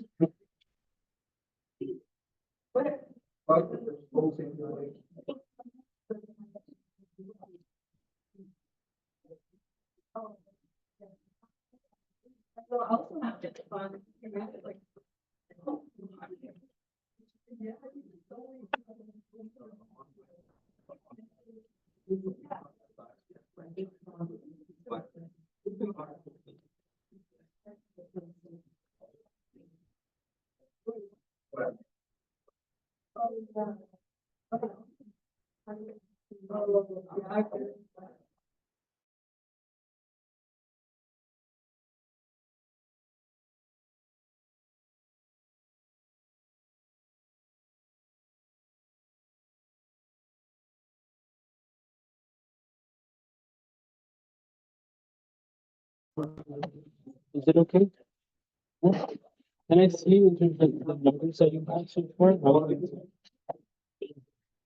So, I answered your question, but hopefully, I would say I'll give people updates in terms of how we're going, but just try to see if we can catch as many as possible in the next, okay, perfect. And what's the category of, like, how are you distinguishing the two categories? Thinking. So this is exactly the same. Yes, and even this one. Oh, sorry, for monocots or for wind? Okay, only. Okay, Wait, so do we need to do 5 for wind and then 5 for yes. exactly? Yep. So with that in mind, then try to finish, like, try to catch the measurements every 2 minutes for each pollen grade. Then you should be done on time. Every 2 minutes. For like each one? To be able to measure, yeah. Yeah. Is that too much time or too little time? That's too tough? No, like, So like, does it move? no, I mean, like, from the time right now, it's about 12. So, yeah, Okay. all the best. Thank you. No problems. Yes. Yeah, this is the OMU I got, and then I multiplied it by 25. From the 40x, right? That's from 10, because 20. Sorry, 10, yes. Yeah, so I just multiply 3 by 25 to get 75. That's correct. And then add it all up, divide it by 10. Yes. Thank you. No problem. And by the way, are you able to confirm that the species I I got used, or? for the first one about William Super. And that's the one that you made? Yeah. Can I just see? Yeah, okay. And then this one, we weren't sure. We know it's a gymnosperm. We haven't checked. Okay. No reason, because you guys are on a good track of time. I think to make it easier though, I will go at maybe in 7 minutes or earlier. I'll try to go through statistical analysis. And because you guys are doing good. for timing. Is that- Yeah, that's what I'm going to talk about. Okay, okay, thank you. So no problem, no problem. Any other questions? So let's find out if you can find the other organisms or species, and if you have more than one species per category, that should also be okay. No problem. Everything okay? Yeah, perfect. Okay.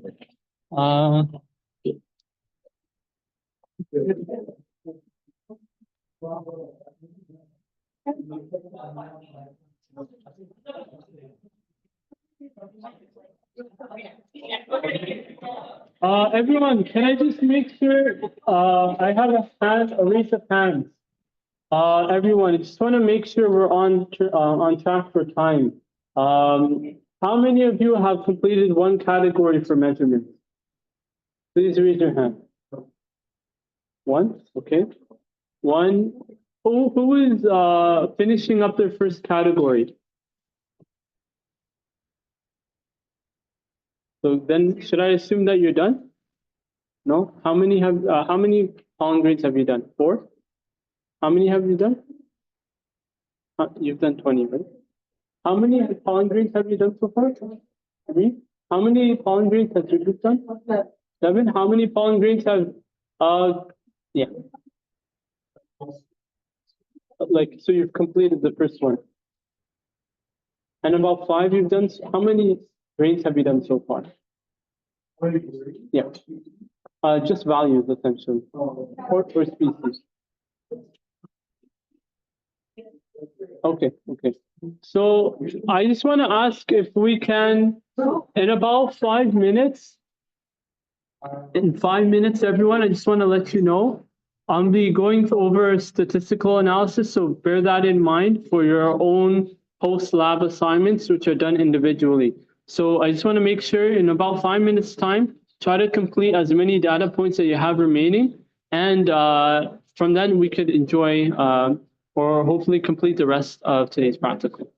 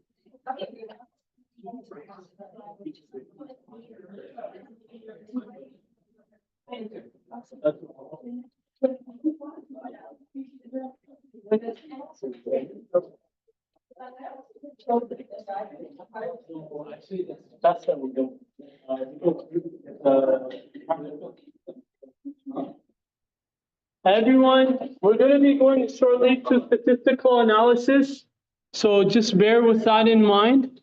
And I also want to make sure that everyone's on the same page, making sure that also, don't forget, you're not disposing the slides. All 12 have to be returned back to the red box, so make sure that you don't discard it. As well, so with that in mind, let's move ahead. Are there any questions? Last minute questions before I move further? No? Okay. So let's go to question. No questions? Okay. So I'll go straight to stats now. Hopefully from AO1 you've been able to, and I hope everyone's paying attention. I'll wait.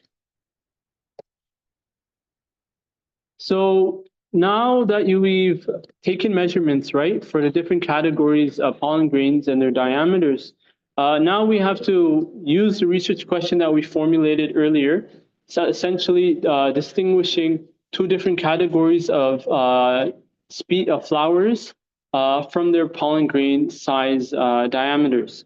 And so we have what's, as hopefully we know, a null and alternative hypothesis. A null hypothesis, essentially, you're denoting what you would assume would be consistent. So essentially, there's no, you would expect or you would hypothesize that there isn't a significant difference between pollen size diameters of angiosperms versus gymnosperms, or wind pollinators versus insect pollinators, etc., or eudicots and monocots. Then the alternative hypothesis is one that's connected back to your research question, such that you're being able to explore or hypothesize as to why or what you would expect from your research question, i.e., you're trying to determine if there is perhaps a difference between pollen grain diameters of an angiosperm versus a gymnosperm, eudicot versus monocot. And so that's where your alternative hypothesis will explore. You hypothesize that there is perhaps a difference between both categories in their diameters for pollen seeds or pollen grains. Does that answer outstanding questions on that? Yeah, okay. Any questions? No? Okay. So now we're calculating the mean, sore throat, not sore, but dry. Now, mean and variance. For those that don't know, I think, okay, so if you look at your lab manual, it's quite similar with BIOA01, right? When you're taking the mean, you're taking all the values, arithmetic mean of your pollen grain seeds or diameters of those grains, and you're dividing them by your total. Make sure both categories are equal amounts, right? So you're having 5, 5 on either side, or 7, 7, 8, 8, etc. Make sure as well that you're calculating variance based on your lab manual and standard deviation as well, right? Because you don't want to use Excel and find different different calculations. Not to say that they won't be the same, but it's best to use the results and formulas that you already have in your lab manual. And then the 95% confidence interval. Does anyone know what that means? What does that 95% confidence interval refer to or represent? Yes. Yes. Okay. I just want to ask Jaden, right? By the way? Yeah, okay.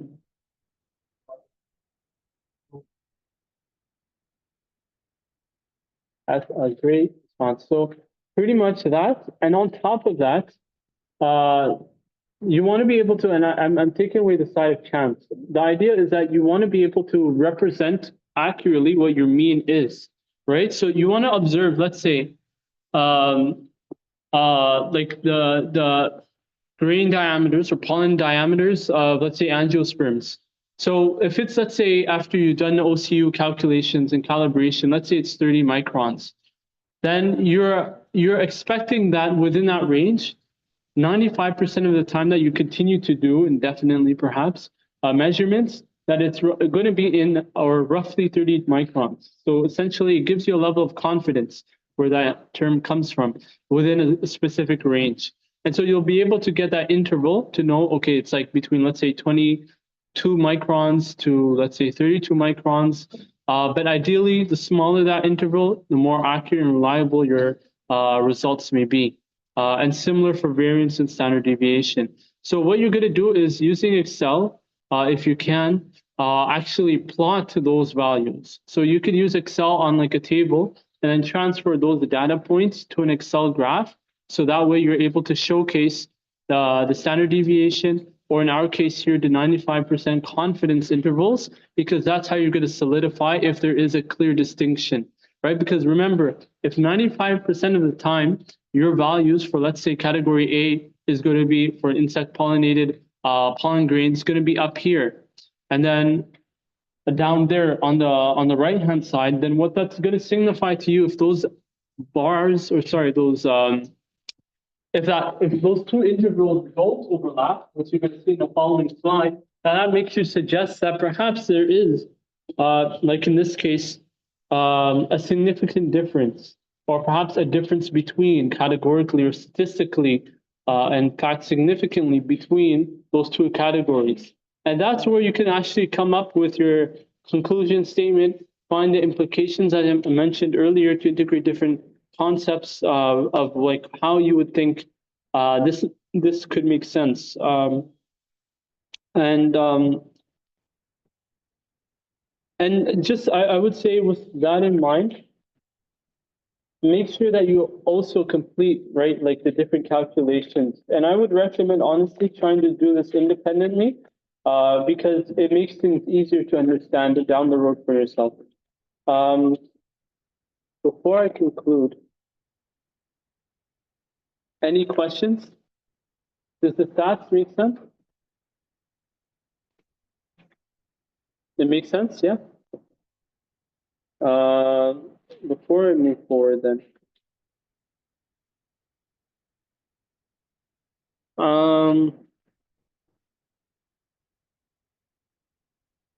This is a more applied question. What happens if your error bars, for example, are so wide that they do overlap? Like what happens if this was so wide that it actually reached up to here? Or if it just, or this one was much larger such that it reached up to here? What would you suggest? Maybe as one of the limitations for your post-lab assignments.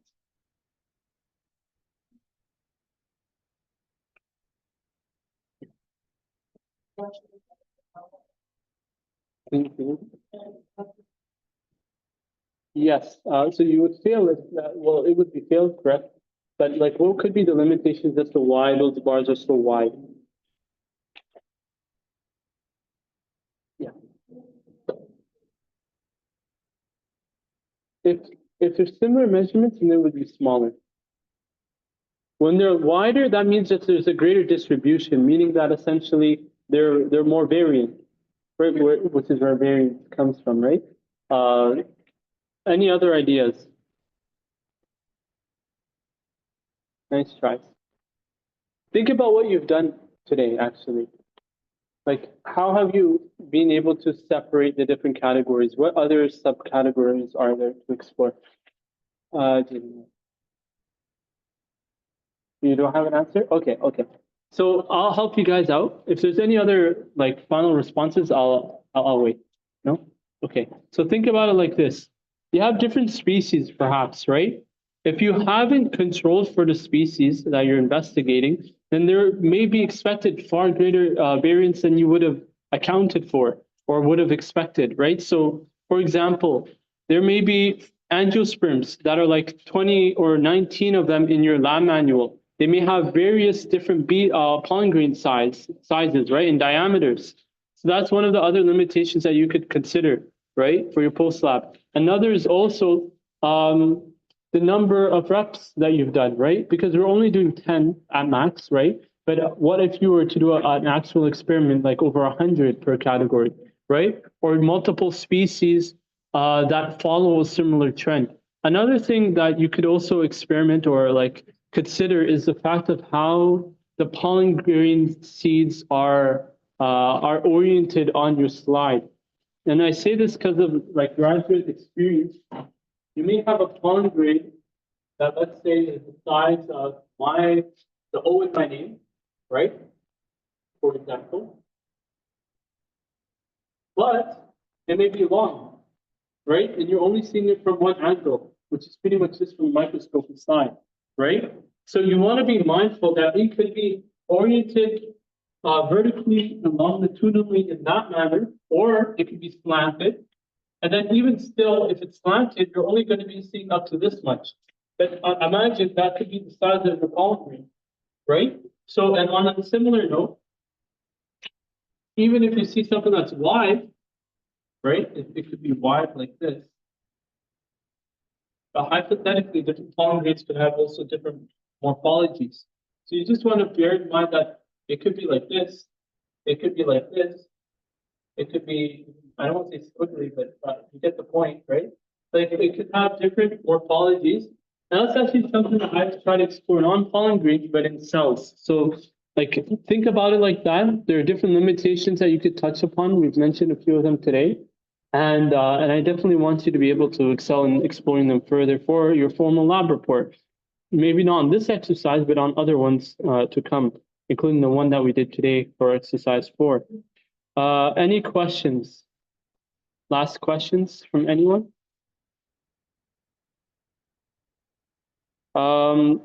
So may I ask now, has everyone, which group isn't done for their, like reporting their pollen grain measurements? Raise your hand, which group is it done?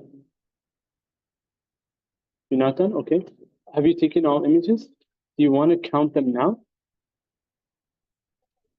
Okay. That's it. Sorry, 7. Okay, that's okay. But are you able to distinguish like them in a category?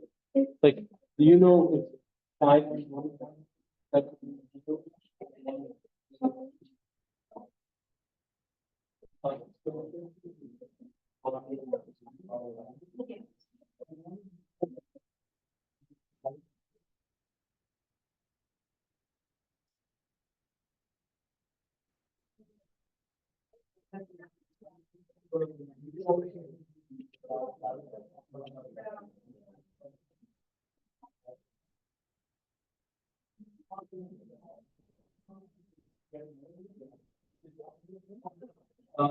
Why?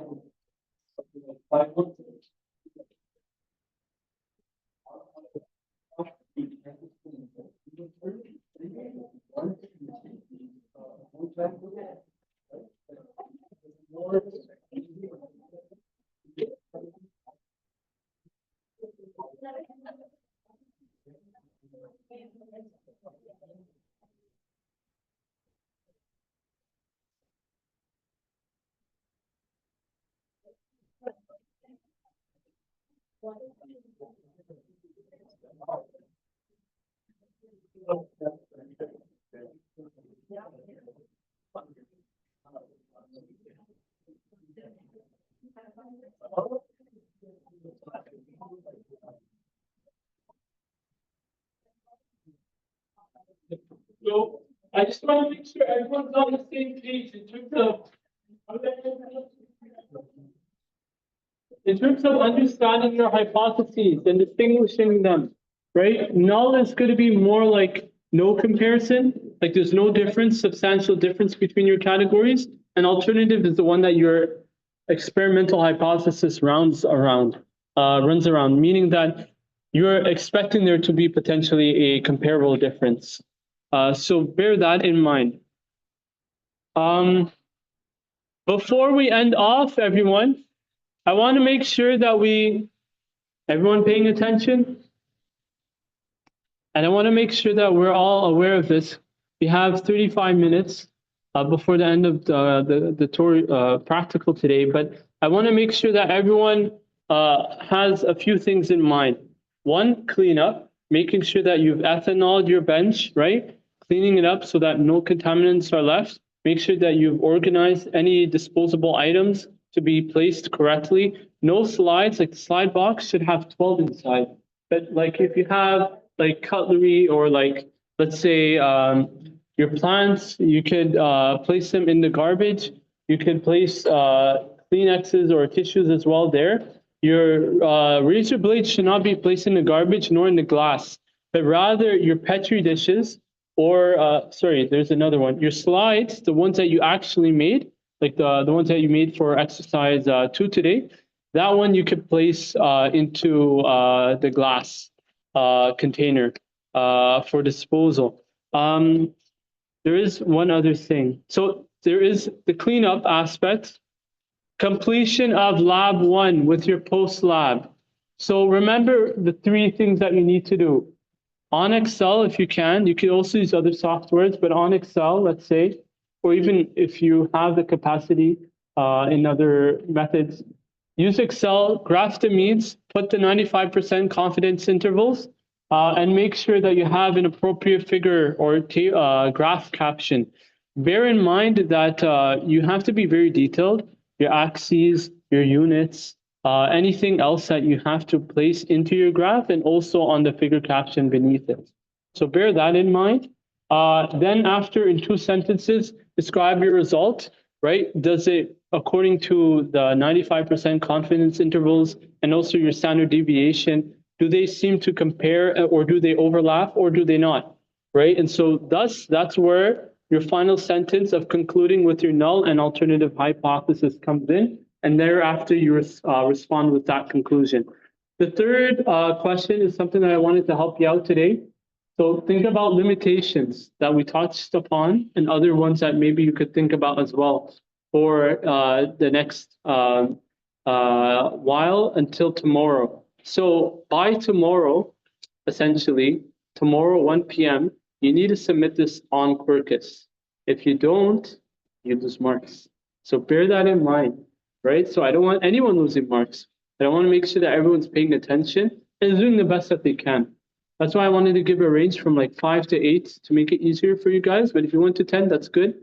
Bear in mind though, that it has to be consistent, at least 5 on each side, equal amounts. And then you could call it a day, post calculations and interpretations. There is one other thing. So there is the context of your FLRs. Bear this in mind for Quercus, right? Your deadline is March 3rd. So once next week, 2 weeks from now, it's bi-weekly, right? 2 weeks from now, you're going to get your results from those plants that you've been sowing, essentially, with those seeds. They're going to grow up, they're going to rise, and you're going to see and compare the different heights of your plants or the success of their growth. So bear that in mind. That's lab 2. If you want to start getting ready for your formal lab report, do soon. I would recommend actually start getting ready with the different components that you could already start over or start with. Your intro, for example, a bit into methods. I don't know if it's expected because I would say to be on the safe side, right? Your intro, a bit about your discussion. If you notice any limitations that you could discuss for the time being. There was one other announcement. Any other questions? Yes. It should be posted. I can personally post mine. I've made some updates, but I don't know if they posted it already on Quercus.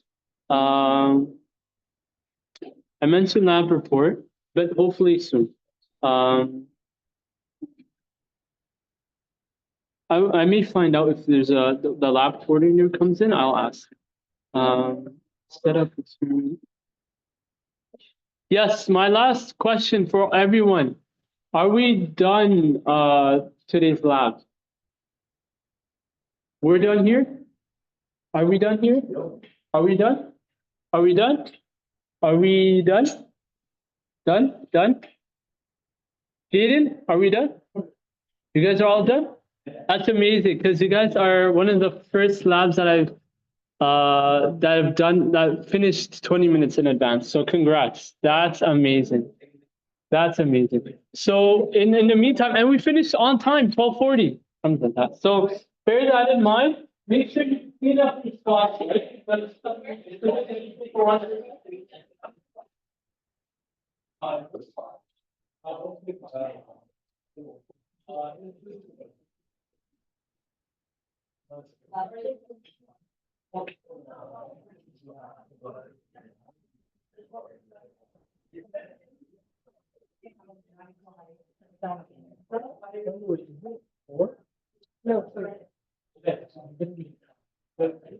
Yeah, we have the similar ones, but we can on the same time. Okay. Submit the individual. No, I just wanted to make sure that you have 5. Yeah, we do. Yeah. Yeah, about the 95 internal, does it mean that it needs to be overlapped? Like how that, the example that you Yes. provided is not overlapped. Yes, if they don't overlap, generally speaking, that's good. Because that means they're significantly different from each other. I see, then definitely, okay. Yes, if they do overlap, and it's not a problem if they do, by the way, but if they do, that means that they are less likely to statistically differ from each other, meaning that they have very similar pollen grain sizes. Okay, I see. Yes. Glass. Yes. By the way, everyone, make sure before you leave today that you've washed your hands. And anyone who hasn't shown me, pay attention, everyone. Anyone who hasn't shown me their proof of ID for this practical needs to show it to me now. because I also want to keep track of attendance. So bear that in mind, everyone. Yes. Or actually proof on Acorn. You could also show it to me on Acorn. Actually, let me grab your. I'll see it on. Sorry, did you have a question? I don't know what it is. No. Just the power security. Sorry, can I just see? No, it doesn't. Just see it. Okay, that's good. That's good. All right. You have two? No, you can just put random stuff on here. You can? Yeah. Cheap, $2. So that's good. Okay. Yeah.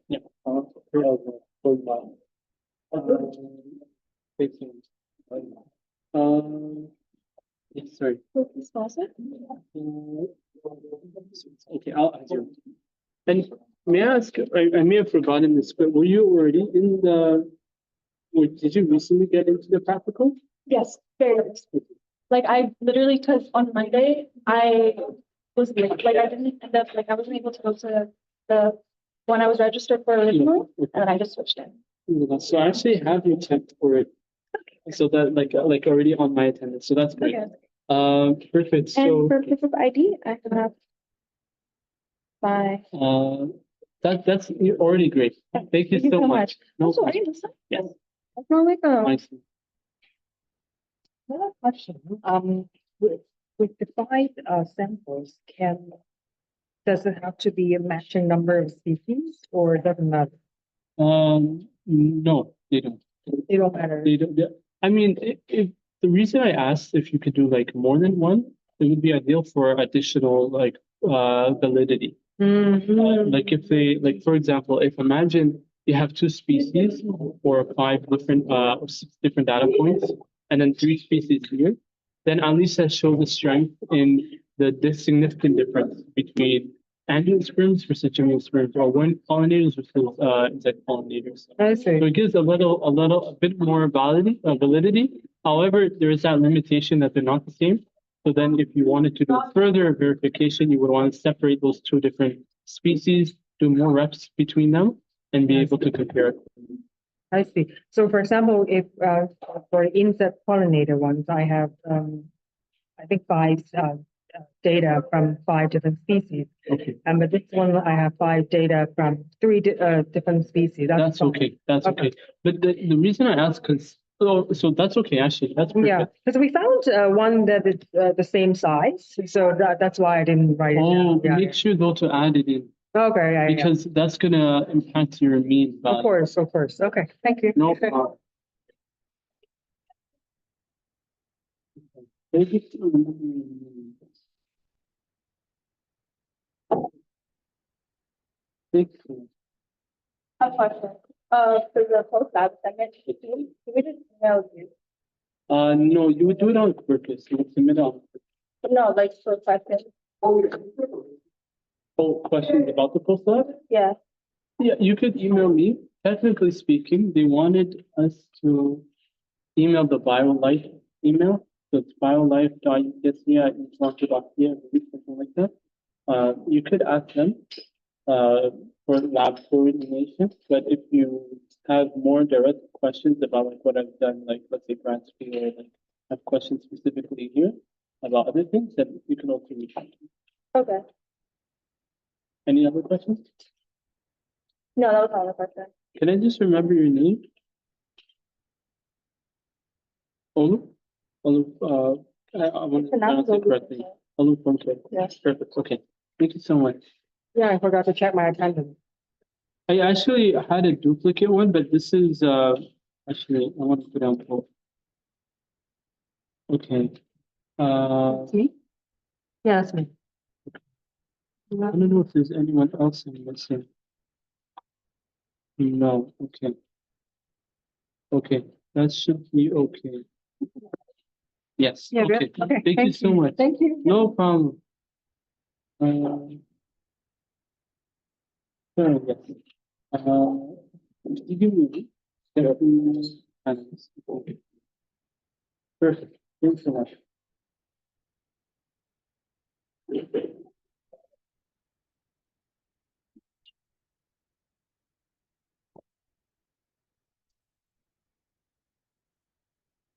Thank you everyone for coming.